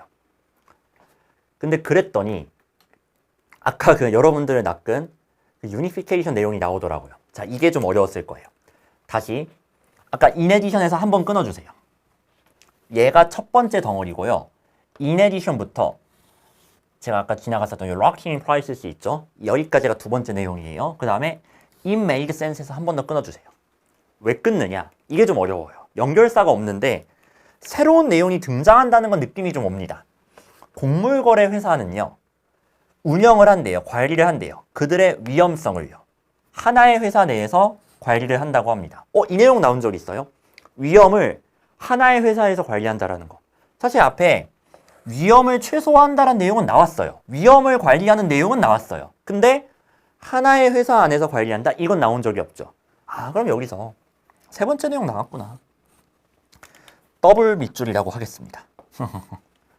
그건 바로 하나의 회사 안에서 관리를 하는 거죠. 독립적인 여러 회사들이 하는 게 아니라 여러 나라를 담당하고 여러 나라에서 운영이 되고 있는 하나의 회사에서 관리를 하는 거예요. 자, 그래서 그 다음 문장에서도 그 정보를 여러 시장에서 얻을 수 있으니까 좀 더 위험을 관리하기가 좋다라는 거겠죠. 자, 이렇게 봐주시면 되겠습니다. 자, 그래서 이제 세 번째로 추가된 내용이 통합구조라고 할게요. 실전에선 물론 이런 예쁜 말이 안 떠오르셔도 됩니다. 그냥 수업용이에요. 그럼 잠깐만요. 통합구조 왜 필요한 거예요? 위험관리 때문에. 그쵸? 근데 위험관리는 얘도 그렇죠. 아, 결국 요거구나. 회사에서 리스크를 줄인다라는 거는 결국 뭐예요? 회사의 이익이 되는 거죠. 같은 개념이라 봐주시면 돼요. 즉, 세 종류의 리스크를 줄이고 이익을 확보하는 방식이 나열이 된 거예요. 그 구조라고 봐주시면 되겠고, 아마 여기에서 좀 혼동이 오셨을 수는 있을 겁니다. 자, 그럼 이제 다시 오답으로 가서 1번이라는 건 사실 거의 끝났어요. 인에디션 다음 문장에서 끝났어야 돼요. 뒤에까지 갈 이유가 없어요. 뒤에서 뭐가 나오든 상관이 없다니까요. 거기서 끝났어야 돼요. 논리적으로. 뒤에 뭐가 나오든 진짜 상관이 없어요. 자, 근데 아까 이노베이션이 살짝 헷갈린다고 했죠. 안 되는 이유가 일단 얘를 설령 백보양보해서 혁신이라고 할지라도 백보양보해서 얘를 혁신이라고 볼지라도 얘는 혁신이라고 할 수가 없겠죠. 그렇죠? 그러니까 저 혹시나 해서 뒤에까지 봤거든요. 근데 뭐 새로운 건 없더라고요. 그냥 이거 아무리 봐도 혁신이라고 할 수는 없으니까. 그게 일단 한 가지 이유라 보시면 되겠고, 통합 구조라는 것도 이거를 혁신이라고 봐야 되나? 약간 애매했습니다. 그리고 이제 제일 중요한 2번. 자, 2번으로 가신 분들. 이거 유니피케이션 맞아요. 그렇게 볼 수도 있어요. 근데 얘는요? 얘 안 되죠. 얘는 유니피케이션에 해당되지가 않습니다. 전체를 포괄하지 못한다는 거예요. 그럼 답이 2번으로 가려면요. 여기 공통 범주에 들어가야 되는 내용이기 때문에 여기에 유니피케이션이 있어야 돼요. 구조를 모르면은 그냥 본문에 이 내용이 나왔으니까 여기에도 들어가도 되는 거 아니야? 안 돼요. 여기에 고양이가 들어가면은 강아지가 갸우뚱합니다. 나 사실 고양이였어? 이런다니까요. 구조적으로 말이 안 되는 거예요. 이게 좀 낯서신 분들은 저게 뭐야? 저게 무슨 풀이야? 할 텐데 저는 항상 이렇게 수업을 좀 해오기 때문에 실제 뭐 현장 학생들도 좀 처음엔 당황하거든요. 근데 뭐 이제 뭐 그런가 합니다. 근데 계속 말씀드리지만 저는 이 게임을 해봤거든요. 이렇게 하는 게 제일 확실해요. 처음엔 낯설 수 있는데 적응만 하면 이게 더 쉽습니다. 실제로 저는 인에디션 보자마자 그냥 끝났어요. 안심했어요. 혹시나는 이노베이션에 대한 변수만 살짝 체크했을 뿐이지 뭐 답이 혹시나 틀리지 않을까 하는 불안감은 없었던 것 같아요. 그러니까 실제 수능장에서는 물론 더 떨릴 수 있겠지만 구조에 대한 확신이 있으면 이게 해결이 된다는 거, 요걸 좀 말씀을 드리고 네, 넘어가도록 하겠습니다. 32번 정답률 30%. 자, 얘는요, 조금 속도를 좀 내볼게요. 처음에 공통점에 대한 서술이 나오고 있죠. 자, 뭐랑 뭐의 공통점이냐면은 대화랑 글쓰기의 공통점입니다. 이 둘에 있어서 우리는 모두 의존한대요. 그렇죠? 그러니까 뭔가 가르는 내용이 없죠. 대화에서도 그렇고 글쓰기에서도 그렇고 협력에 의존한대요. 즉 상대방이 잘 알아들을 수 있도록 말하고 글을 써줘야 돼요. 그 내용입니다. 아마 여기 내용 이해가 그렇게 어렵지 않을 거예요. 그렇죠?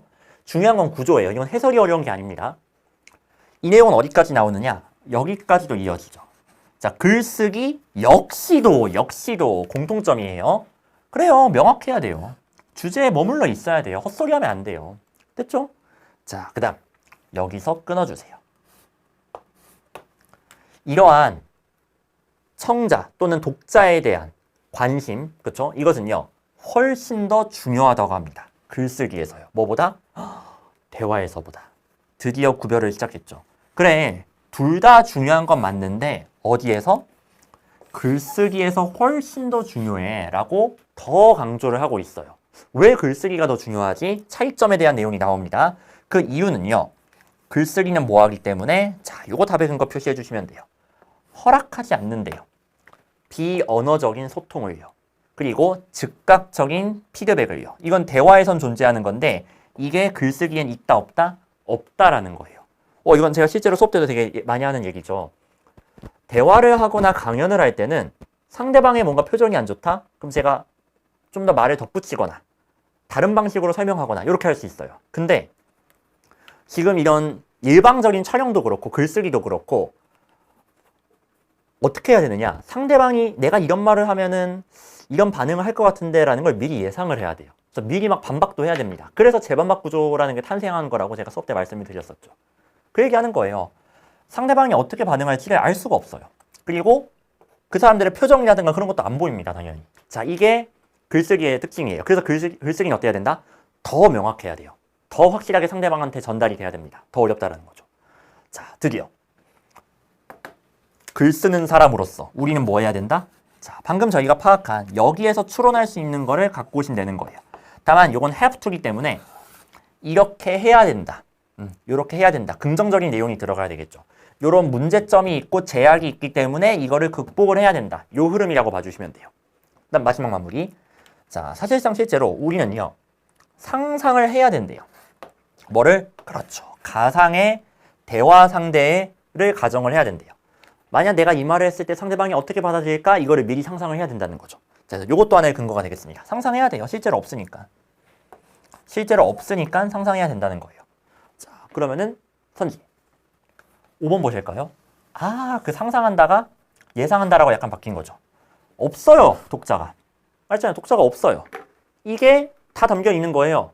없어요. 비언어적인 소통이라든가 즉각적인 피드백 없어요. 그래서 뭐 해야 돼요? 상상해야 돼요.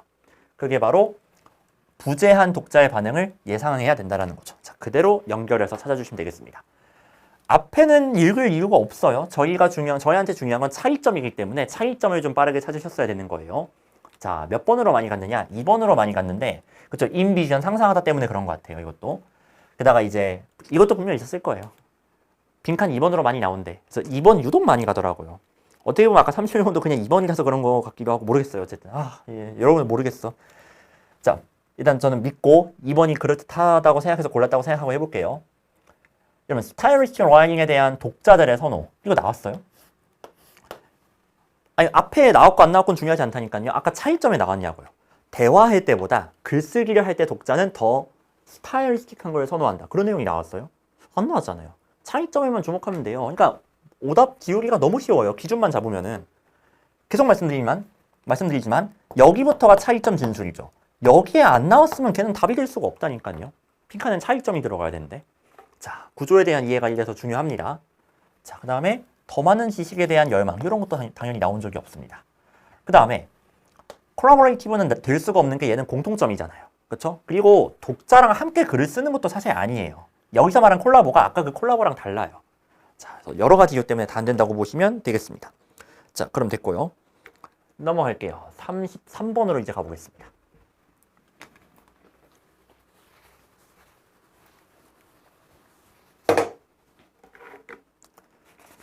자, 33번 같은 경우는 전형적인 일반적 진술과 구체적 진술 구조인데 여기에서도 인에디션이 나오죠. 그렇죠? 자, 그래서 이것도 구조를 좀 잘 이해를 하셔야 돼요. 예시 어디에서 시작하는지 아시겠어요? 자, 이거 알고 계셔야 됩니다. say. 얘가 imagine, consider 또는 뭐 suppose랑 비슷해요. 다음과 같이 한번 말해보자. 다음과 같이 한번 가정해보자. 예시가 시작되는 게 여기부터입니다. 자, 즉 처음 두 문장 되게 중요하죠. 이거 주제문이죠, 사실상. 자, 첫 문장 보면요. ing가 통째로 주어인 구조인데 고객한테 충분한 기회를 준대요. 뭐 할 기회? 여러분의 설계 디자인에 반응할 기회를요. 진행 중에. 즉, 아직 진행 중이래요. 아직 뭔가 건물 같은 걸 짓고 있어요. 근데 그 중에 반응을 할 기회를 줘야 된대요. 그러니까 뭔가 중간 피드백 같은 걸 받아야 된다는 거죠. 근데 그게 좋네요. 직업적인 성공의 핵심이라고 합니다. 여기까지 했죠. 자, 마찬가지로 비슷한 내용 나올 것 같아요. 프로스펙티브예요. 잘 보세요. 퍼스펙티브 아니에요. 프로스펙티브예요. 즉, 앞으로 이제 지어질 건물이 되겠습니다. 건물 사용자가 되겠습니다. 유망한 건물 사용자니까 약간 포텐셜 느낌이라고 보시면 될 것 같아요. 자, 이런 잠재적인 사용자를 개입하게 하는 거죠. 고객뿐만 아니라. 뭘 개입을 시키냐면은 요 설계요. 그거 말하는 거죠. 같은 내용이라고 했으니까. 이게 심지어 훨씬 더 귀중하다고 합니다. 장기적으로는요. 그래서 두 문장 다 뭐 설계는 내가 알아서 할 테니까 너는 관심 꺼. 그게 아니라 최대한 좀 개입을 시키고 의견도 받고 뭐 이 얘기를 하는 것 같아요. 예시도 딱 이제 바로 나오죠. 예시 보니까 고객으로서 누가 나오느냐. 처음에는요. 병원의 행정부처가 나옵니다. 자, 이들도 역시나 물론 뭐 중요한데 거기에 왔다 갔다 하는 사람들 있죠. 뭐 의사라든가 인턴이라든가 등등등 막 나열되고 있죠. 직원들. 이런 사람들의 뭐도 받아야 된대요. 의견도 받아야 된다. 이런 내용이 나와요. 어디 나오냐면요. 이것이 좀 다를 수 있다고 합니다. 즉, 행정부처만 고객이 아니라 이런 사람들도 다 고객이다라는 거예요. 그래서 이들의 의견을 받아야 된다는 게 이따가 나옵니다. 정확히는 이따가. 자, 인에디션 볼게요. 경험인데 환자라든가 방문객이에요. 이들은 아까 이런 직원들하고는 다르게 비정기적으로 방문을 한대요. 근데 이들의 경험 역시도 뭐의 결과물이다? 실제 삶을 위협하는 응급 상황의 이제 결과물로서 다르다고 할 수 있다고 합니다. 결과물로서 다를 수 있대요. 자, 그러니까 지금 추가되는 게 뭐냐면은 앞에는 정기적으로 왔다 갔다 하는 건물의 이용자, 뒤에는 비정기적으로 왔다 갔다 하는 건물의 이용자. 이렇게 이제 두 종류가 나온 거예요, 크게는. 근데 이 각각의 종류의, 정확히 뭐 모든 종류가 되겠죠. 그래서 각각의 종류의 모든 종류의 이 경험들을 이해하는 거예요. 이런 이용자들이 experience가 동사예요. 경험을 하는데 현재 의학적인 환경을 어떻게 경험하는지를 이해하는 거죠. 뭐뿐만 아니라 이들이 어떻게 앞으로의 그 디자인에 반응하는지를 이해하는 것뿐만 아니라, 자, 여기까지가 주어가 되겠습니다. 자, 이런 것들을 이해하는 것은요, 불가피하게 만들어낸다고 합니다. 더 나은 건물을 만들어낸대요. 즉, 필연적으로 만들어낸대요. 나왔네요. 자, 예시지만 이것도 되게 중요하죠. 어떻게 보면은 예시를 거의 마무리하고 얘도 종합해주고 있는 문장이라고 보시면 될 것 같아요. 앞에는 여러 종류의 건물의 잠재적 사용자들을 나열을 한 거고, 이거를 종합해서 이들의 반응이라든가 이들이 어떤 식으로 경험을 하는지 이런 것들을 이해를 해야 된다라는 거. 이건 처음에도 나왔던 거죠. 이거 주제로 잡아주시면 되는 겁니다. 자, 그 다음 볼게요. 사람들은 더 만족할 거래요. 그 새로운 건물이나 또는 추가된 부분에요. 뭐 할 경우에? 뭐 들어가면 돼요? 이들의 경험이라든가 반응 같은 것들을 반영을 하고 이해를 해줄 경우에 이거 들어가면 되는 거죠. 반응할 수 있게 해준다. 개입할 수 있게 해준다. 자, 그래서 이거 그냥 그대로 찾아주시면 되는 겁니다. 그래서 뒤에는 그렇게 했을 때 뭐 이직률이라든가 이런 것도 낮아지고 생산성도 높아지고 이런 뭐 이제 장점들이 있다. 좋은 결과가 나온다라는 얘기를 하고 있는 거죠. 자, 선지 보실게요. 다 볼게요. 선지 1번. 여러 개의 디자인 훈련 기간. 네, 언제 나왔죠? 그 다음에 2번. 새로운 디자인에 대한 초안을 작성할 기회를 받는 거라고 했는데 디자인에 대한 초안을 작성하는 건 아닙니다. 이건 좀 과해요. 이건 전문가가 하는 거고 그 과정에서 이들의 어떤 의견이라든가 뭐 경험이라든가 이런 것들을 그냥 반영하는 거죠. 오케이? 자, 그래서 초안 작성 과합니다. 매력적으로 답일 수 있겠죠. 그 다음 3번. 건물 디자이너들과의 신뢰를 확립한다? 신뢰를 쌓는다라는 내용이 있었나요? 자, 이것도 좀 과합니다. 없습니다. 그 다음에 4번. 그렇죠. 디자인 과정에서 컨설트. 조언을 구하는 거죠. 의견을 묻는 거죠. 딱 이 정도예요. 이들이 반응하게 해주고 이들의 경험을 이해하고 딱 이 정도. 그쵸? 그 다음에 5번. 관점을 공유한대요. 그 건물에 대한. 근데 서로 공유한대요. 제가 아까 예시로 치면은 행정부처랑 뭐 간호사, 인턴, 의사, 환자들끼리 막 서로 이 건물 어떨 것 같아 라고 막 의견 공유를 하는 건데 아니죠. 설계하는 사람들과 의견을 나눈다라고 하면 차라리 그게 좀 맞겠죠. 자, 그래서 얘도 안 되고 답은 4번으로 해주시면 되겠습니다. 전체적인 구조가 좀 간단하게 보이는 글이었죠. 처음에 두 문장 중요하고 잠깐 예시 나왔다가 다시 종합해주고 그래서 한 번, 두 번, 이 두 번의 일반적 진술에서 그냥 그대로 답변한 거 찾을 수 있었습니다. 대응시켜 주시면 돼요. 재진술이었어요. 자, 그 다음 34번 21% 볼게요. 자, 얘는 1분 안에 풀어버리겠습니다. 뭐 전반부에 칸트 어쩌고저쩌고 나오는데 뭐 저도 읽었어요. 근데 다 읽었는데 그냥 여기서 끝나더라고요. 어디를 가주시냐면은 그 아이디얼이란 표현을 좀 찾아주세요. 어디 있냐면은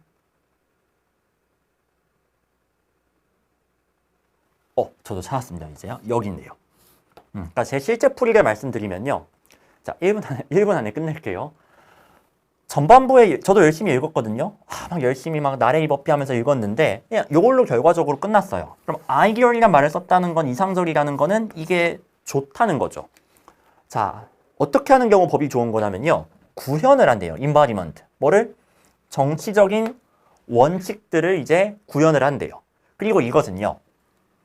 합리적인 사람이라면은 자유롭게 선택을 할 거래요. 즉 합리적인 인간이라면은 이렇게 할 것 같아. 이거를 법이 구현하는 게 이상적인 거예요.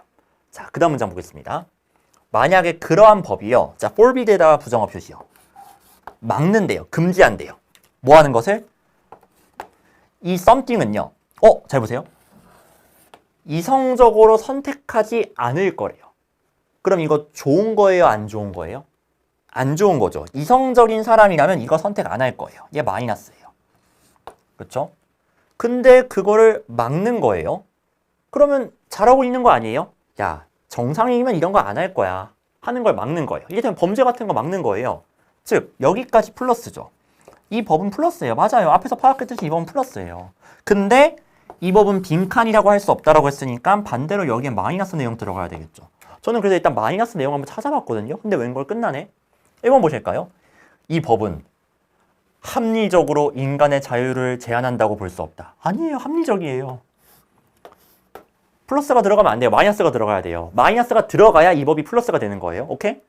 그 다음에 사법 시스템의 디펜더. 좋은 거잖아요. 정의 체계, 사법 체계를 수호하는 거니까. 그 다음에 4번 악한 천성을 억압한다. 좋은 거 아니에요? 악을 억압하는 거니까. 그 다음에 5번 이상적인 법률 체계의 가정하에서 받아들여진다. 이거 이상적이라고 받아들여진다는 거잖아요. 그래서 안 되잖아요. 다 플러스예요. 3번만 마이너스예요. 답이 3번이에요. 이것은요. 그들의 자유를 억압하는 거라고 이해할 수 없다. 그쵸? 이를테면은 야, 저 사람 때리면 안 돼. 저 사람 죽이면 안 돼. 이게 자유를 억압하는 거예요? 그거 아니라고요. 그냥 정당한 법의 집행인 거죠. 자, 우리가 다 알고 있는 내용을 조금 어렵게 표현한 건데 마지막에 플러스 마이너스만 잡아도 그냥 답이 나오는 문제였습니다. 자, 이렇게 마무리를 할게요. 앞에 읽으세요. 읽으시는데 뭐 담는 거랑 상관없어요. 저도 읽었어요. 근데 읽었는데 그냥 답은 여기서 나옵니다. 그 다음 35번.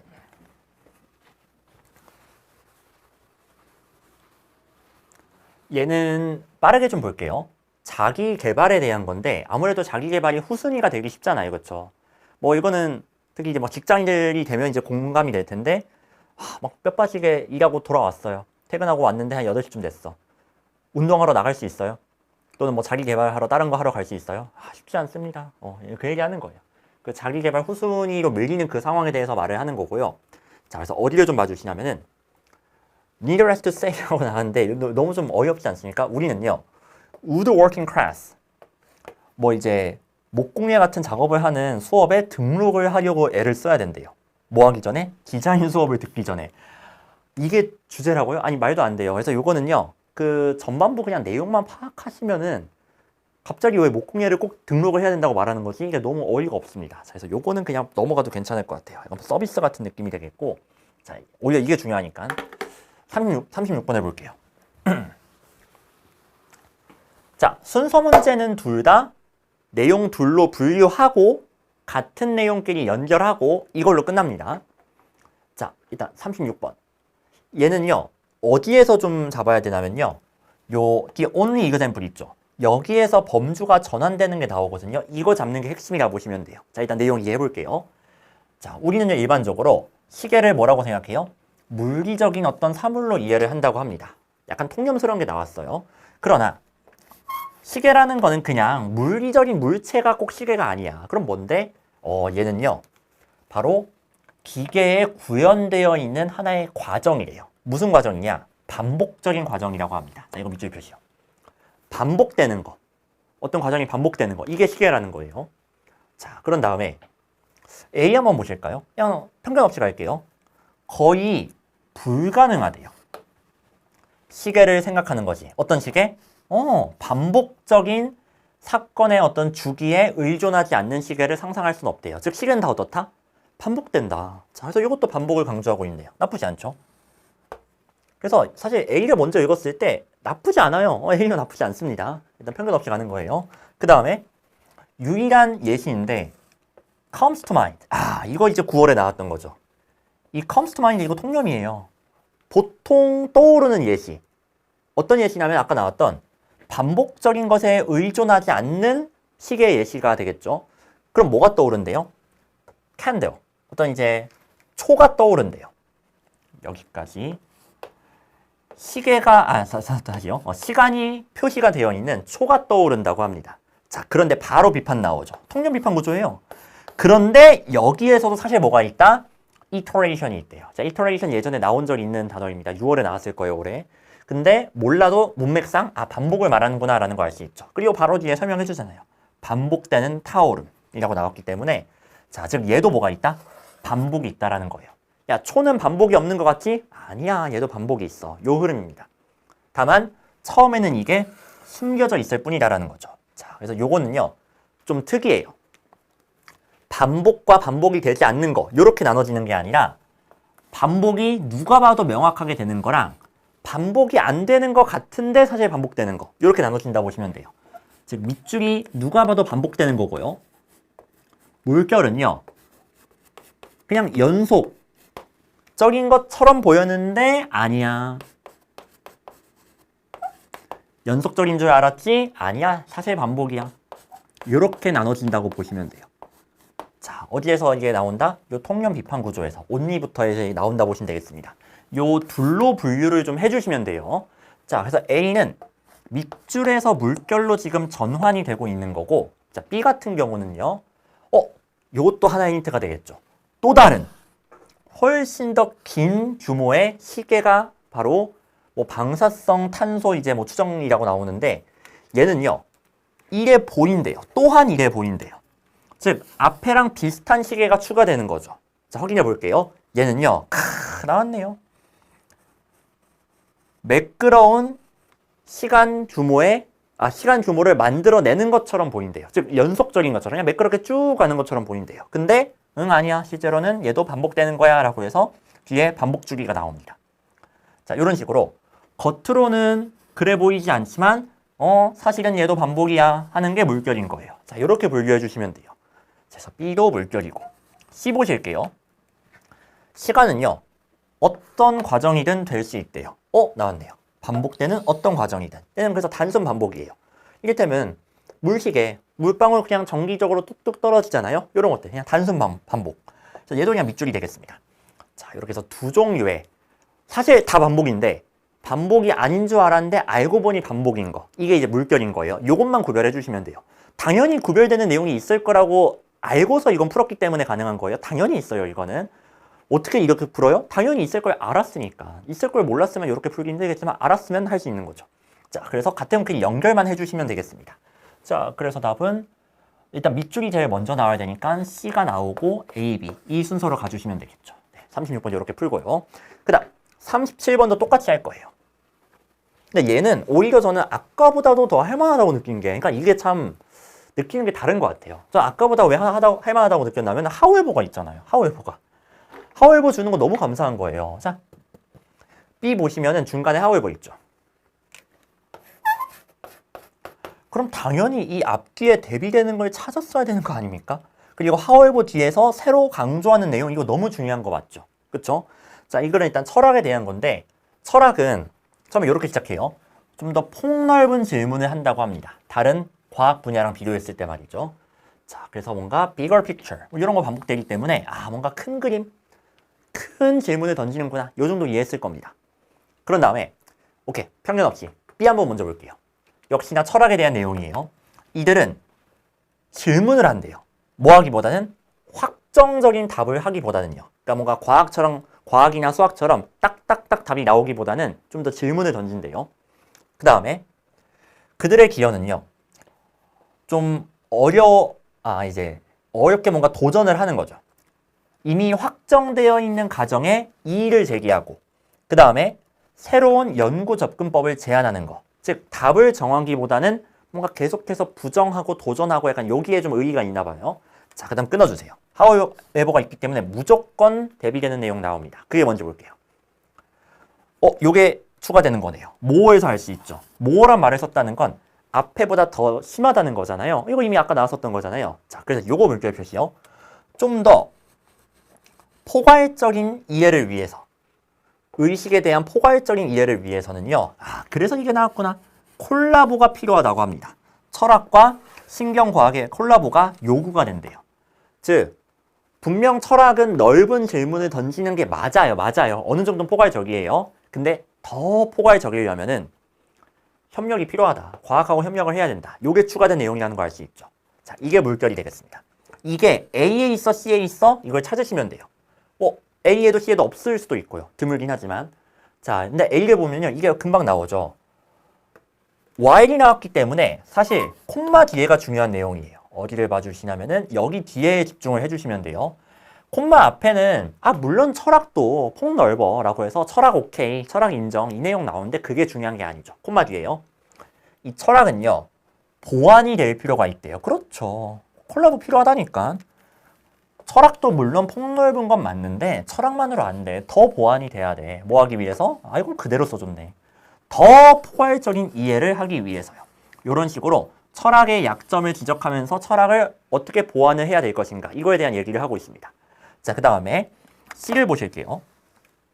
철학은 특히나 중요하대요. 뭐에 대해서? 오케이. interdisciplinary 이거 기출 단어예요.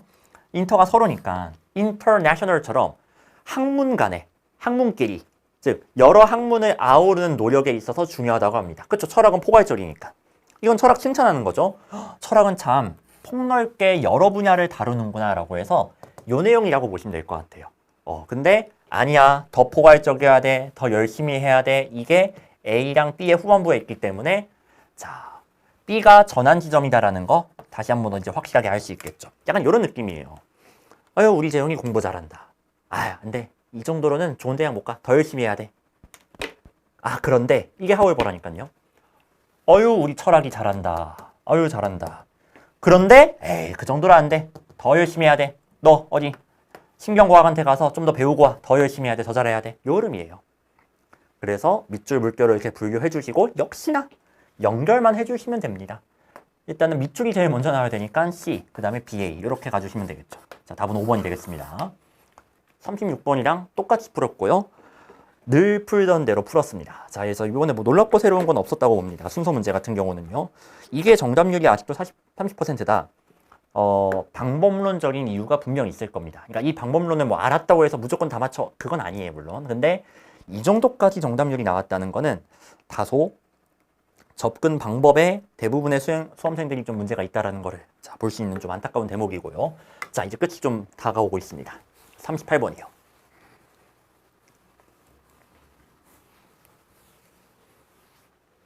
정답률 48%. 나쁘지 않은 것 같습니다. 얘는 주어진 문장에 너무 노골적으로 힌트가 있어서 오히려 쉬웠던 것 같아요.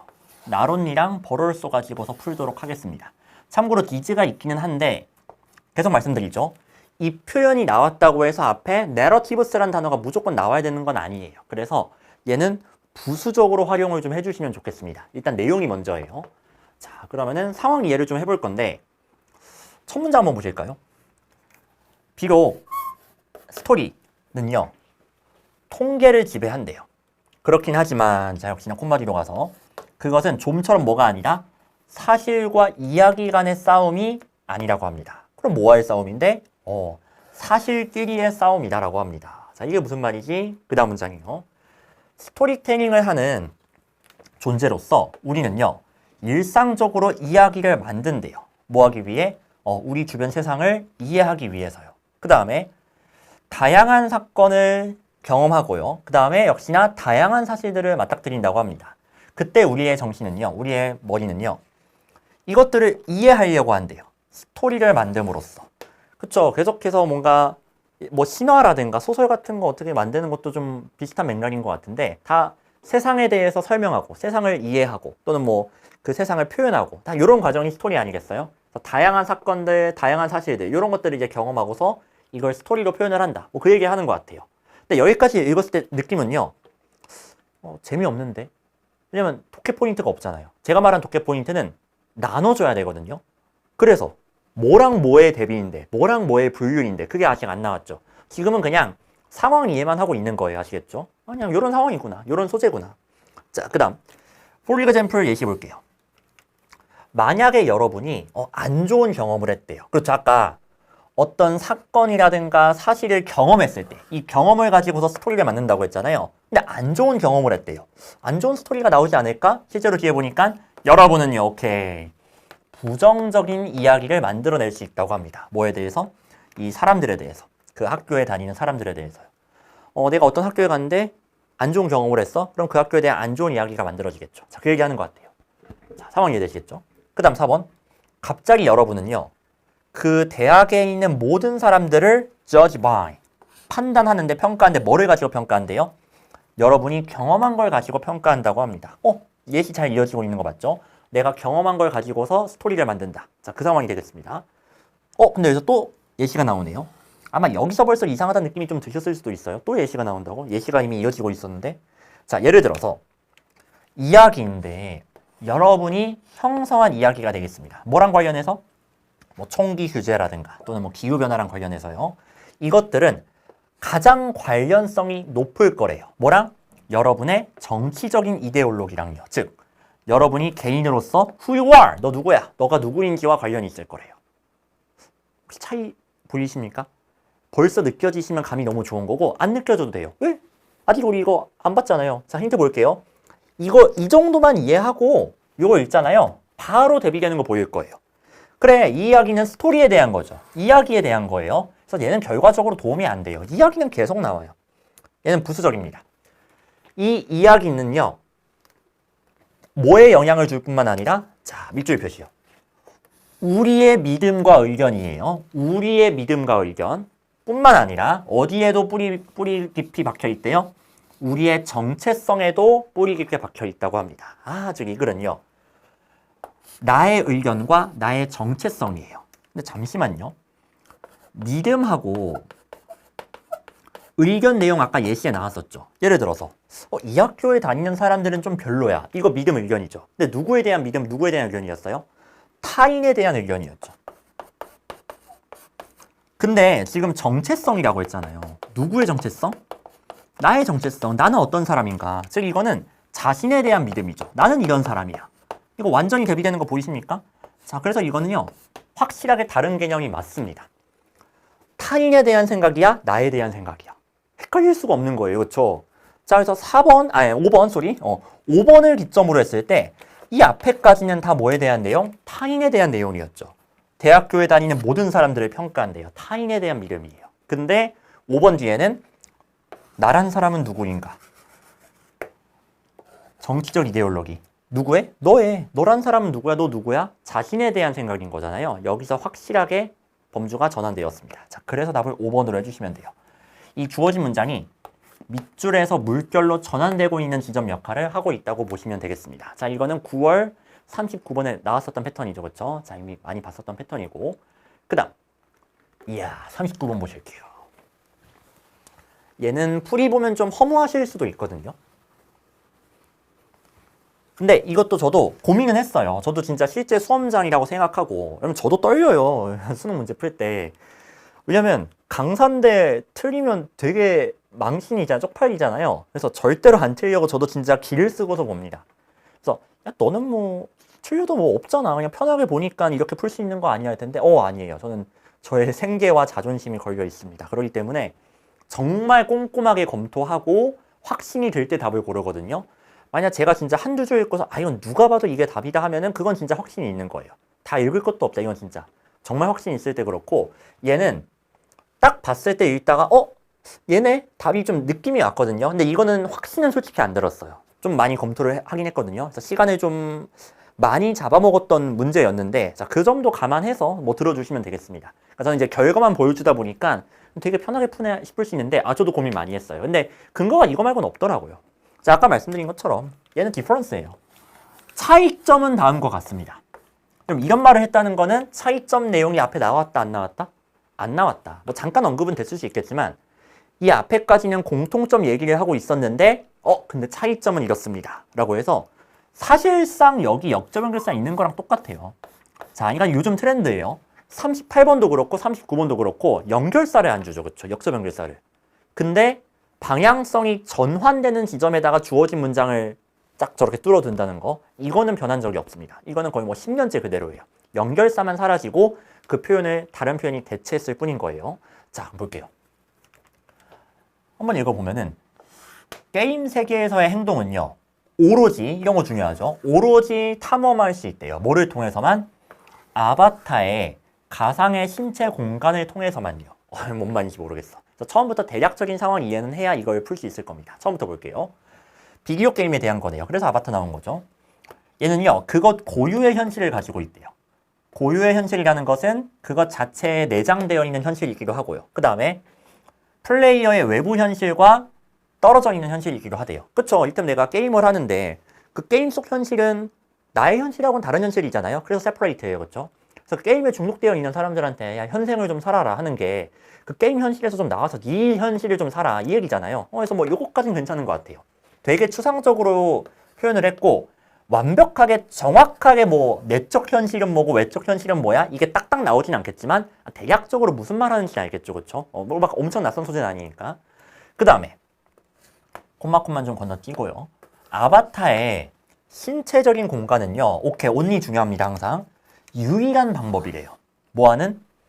이 게임의 외적 현실의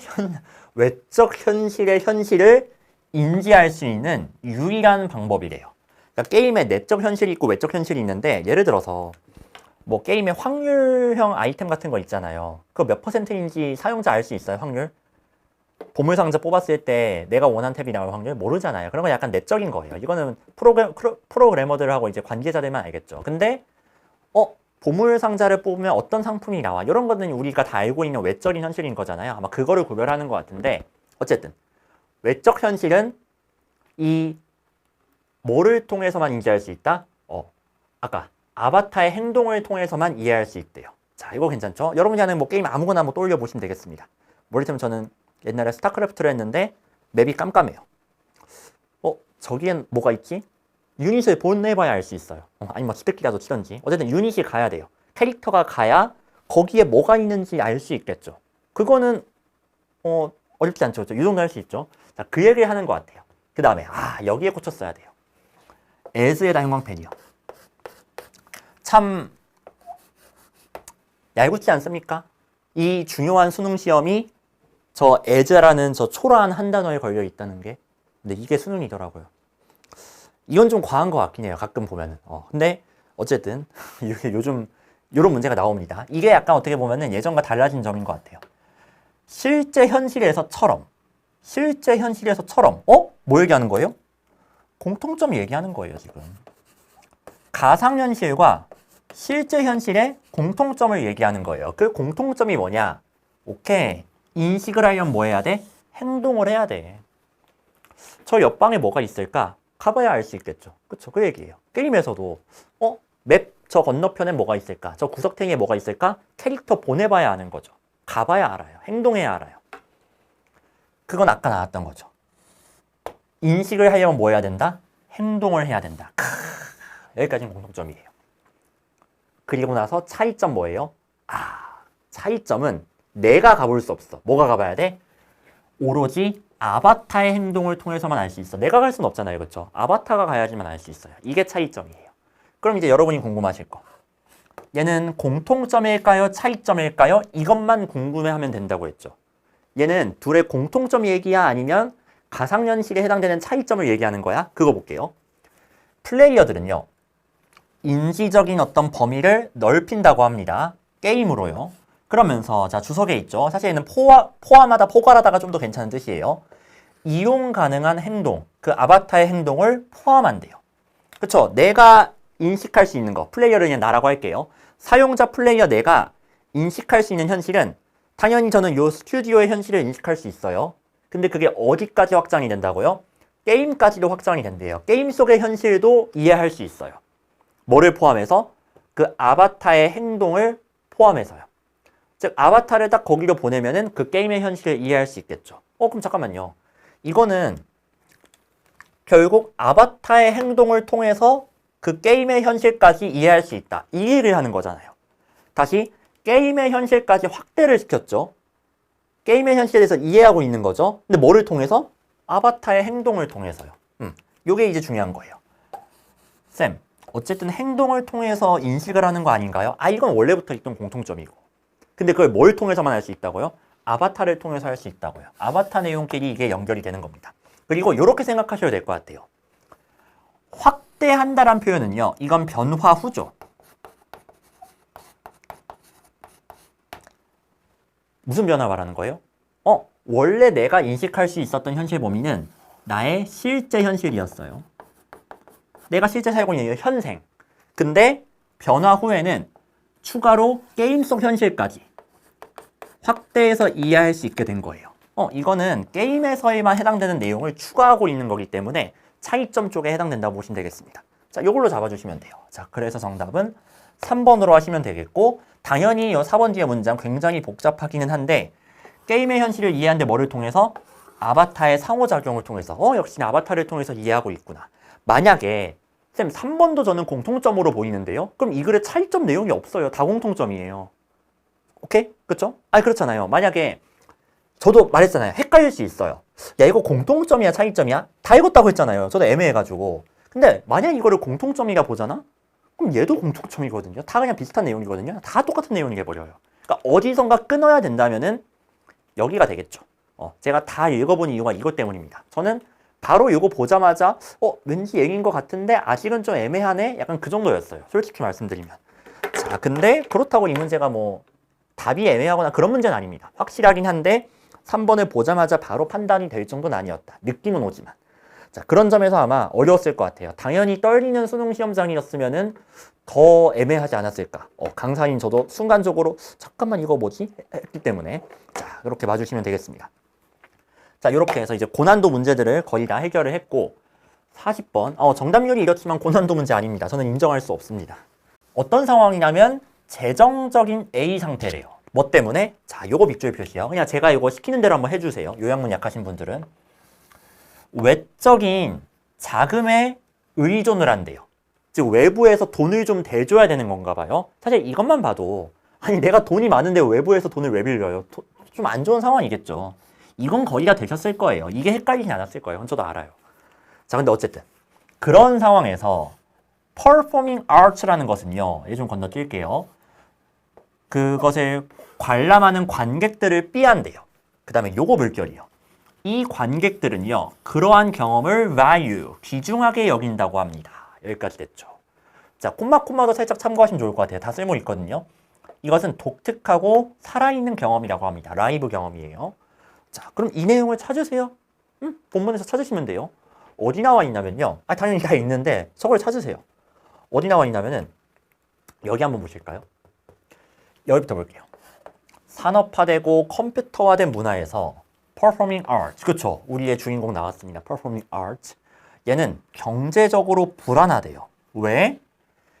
기관들인데 이들을 지탱하는 기관들이 점점 더 뭐 한대요? 나왔네요. 의존한대요. 펀딩에. 이거 외부 펀딩 맞죠? 그럼 빈칸에 뭐 들어가면 돼요? A에 요거 들어가면 되겠죠. 아, 경제적으로, 재정적으로 힘들구나. unstable. 요건 쉽죠, 그쵸? 그 다음이요. 근데 하월버 나왔어요. 마이너스 상황인데 하월버가 나왔다? 뭔가 긍정적인 게 나올 수도 있을 것 같아요. 실제로 그렇죠. 이들은요, retain. 이거 꼭 알아야 되겠죠. 보유하다예요. 어떤 매력을 끄는 힘을 보유하고 있대요. 누구에 대해서? 관람객들에 대해서요. 그리고 이들은요, 나왔네요. 이거 물결 표시요. 프라이즈가 귀중하다죠. 얘가 value예요, value. 그대로 대응 되잖아요.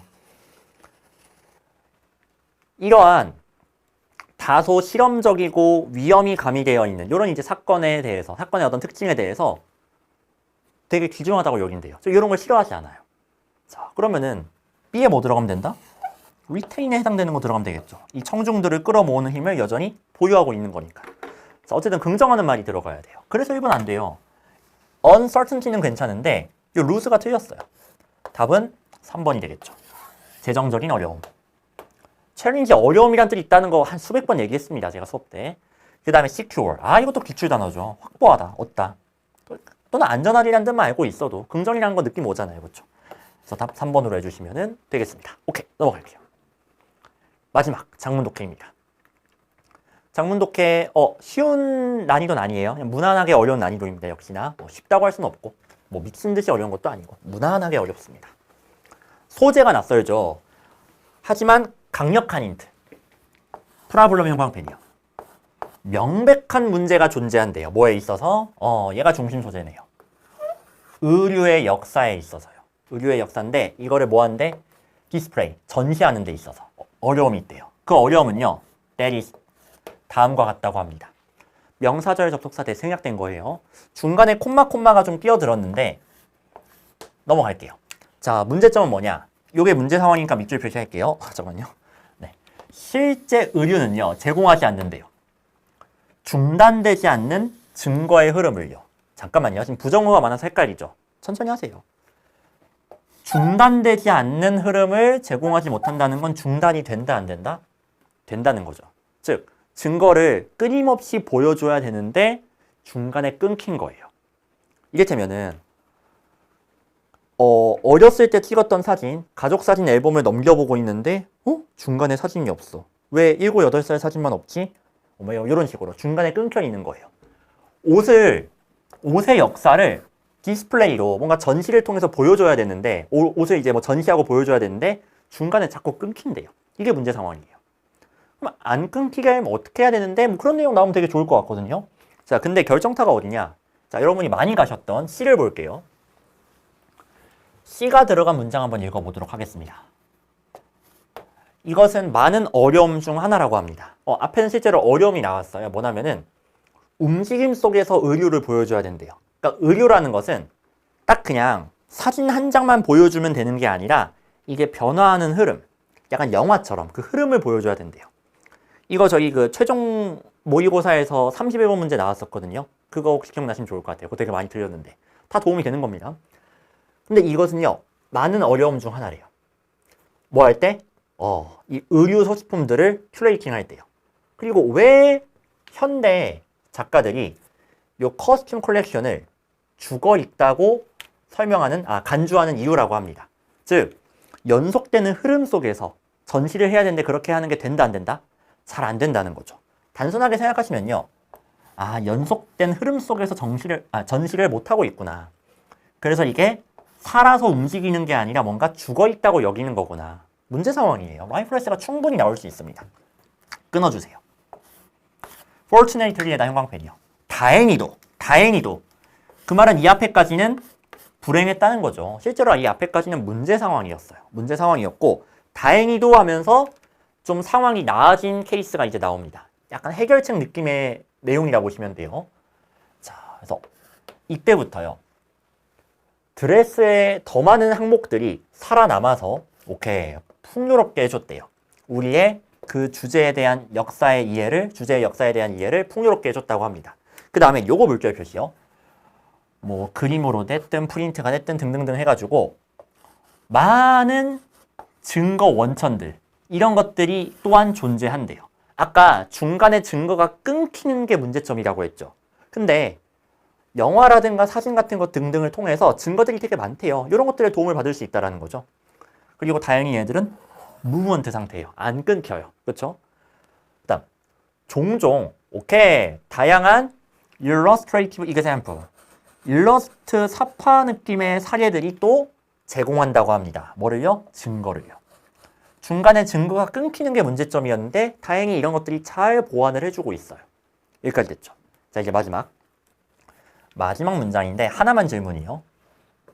여기서 information 갑자기 왜 나왔어요? 얘 누구세요?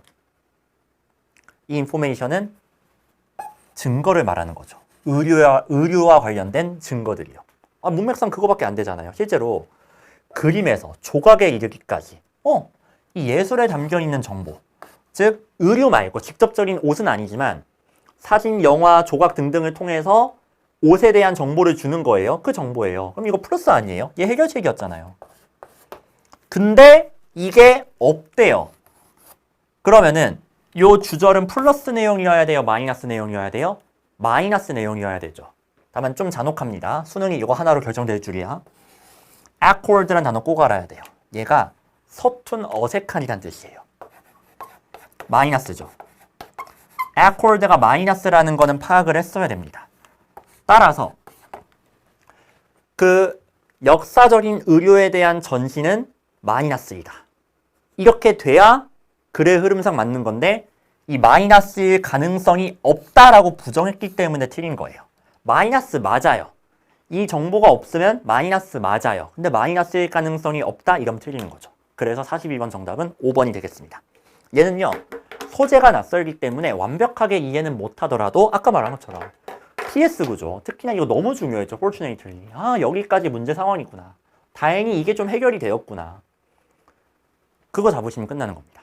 자, 이렇게 해서 42번까지 됐고 41번 볼게요. 자, 41번. 사실 어휘 문제 답 나왔으면은 뭐 제목도 답이 나오는 거죠. 그렇죠? 특이한 게 42번은 맞히고 41번 틀리는 케이스. 너무 특이한 케이스예요. 자, 2번 보실게요. 오케이, 이게 문제점이었죠? gap. 중간에 interrupt.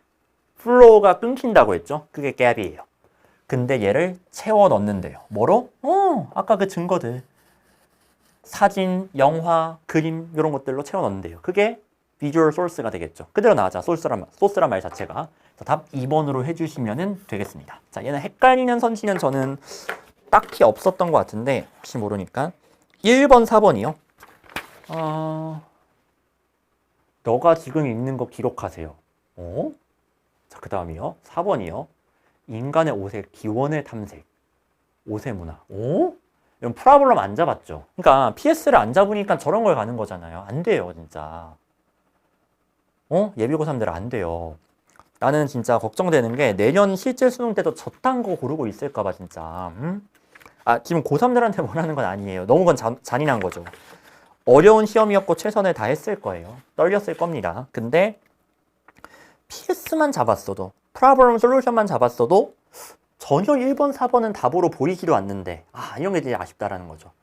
자, 그래서 부디 매년 현역들은 수험생들은 똑같은 잘못을 그대로 답습을 하고 있고 저는 마치 타임슬립물 주인공처럼 몇 번이고 시간을 이제 되돌려 보지만 바뀌지 않는 것처럼 그 약간 고통을 겪고 있는데 어쨌든 한 명이라도 진짜 한 명이라도 좀 구원을 하고 싶습니다. 뭐 네가 뭐라고 할 수 있는데 진짜 이게 이 입장이 되면 너무 답답해요. 이게 이거 아닌데 난 진짜 이 게임을 몇 번이고 해봤는데 나 진짜 잘 아는데 근데 왜 이 말을 안 믿어줄까? 내가 그렇게 신뢰가 없나? 내가 거짓말을 많이 하는 사람도 아닌데 자, 어쨌든 그래서 저희 예비고3 학생분들을 위해서 전 준비한 거라고 했죠. 1년 동안 믿기로 했으면 좀 제대로 따라해 보세요. 저는 이제는 좀 설득은 지쳤고요. 그리고 좀 현타가 많이 와가지고 설득을 할 생각은 별로 없습니다. 그냥 저는 저 할 일 제대로 열심히 할 테니까 믿음이 가면은 따라오시고 따라오기로 했으면 제대로 하세요. 대충 하지 마세요. 아니 그냥 단어만 외우고 해석만 하고 문제풀이만 좀 하다 갈 거면 굳이 제 수업을 안 들어도 돼요. 누구 수업을 듣든 효과는 비슷하게 나올 겁니다. 근데 지금 보시는 것처럼 매력적인 오답이란 게 사실 매력적 오답이 아니고 독해 문제였고 구조를 통해서 접근하면 생각보다 수월하게 풀리는 문제가 많았잖아요. 이런 것들을 좀 제대로 배우고 싶다 하시면은 믿고 따라오셔도 됩니다. 이거는 제가 잘 한다고 나름 좀 자부하는 거니까요. 자, 이렇게 해서 네, 수능 해설은 마무리를 하도록 하고요. 자, 교훈을 말씀드릴게요. 왜? 속도보다는 방향이 중요하다. 속도가 아니라 방향이다? 이거 이과들이 그렇게 욕한다면서요. 이건 맞습니까? 이과님들아? 자, 이거 속력보다 방향이 중요한 시험이 이번 시험이었어요. 그러니까 뭐랄까, 제일 안타까운 사례죠. 열심히 해석하고 단어만 공부했는데 나름 뭐 지문도 이해됐는데 막상 채점해 보니까 이게 뭐지? 너무 마음이 아픈 것 같아요. 그러니까 그래서 방향이 너무 중요합니다. 저 지금 무료로 그냥 공개하고 있잖아요. 많이 좀 이해하셨으면 좋겠어요. 방향이 얼마나 중요한지를. 아시겠죠? 단어 중요하죠. 근데 차라리 단어 좀 덜 되더라도 제대로 된 방향으로 가는 게 훨씬 더 중요합니다. 헛수고가 안 됐으면 좋겠어요. 결과적으로. 그 노력이 좀 빛을 제대로 발했으면 좋겠다는 마음에서 약간 좀 쓴소리를 하게 되었습니다. 자, 이제 전 다음에 이제 3월 모의고사 촬영 때 다시 이제 할 예정이고요. 모든 모의고사는 교육청 포함해서 다 해설을 하고 아마 뭐 나중에 교육청 정도는 좀 뺄 수도 있는데 이거는 좀 별로다 싶은 경우 근데 평가원은 무조건 다 해설을 할 거예요. 평가원과 수능은 꾸준하게 해설을 할 테니까 많이 좀 도움이 되었으면 좋겠고요. 네, 여기까지 하도록 하겠습니다. 이상으로 영어 강사 문제용이었습니다. 감사합니다.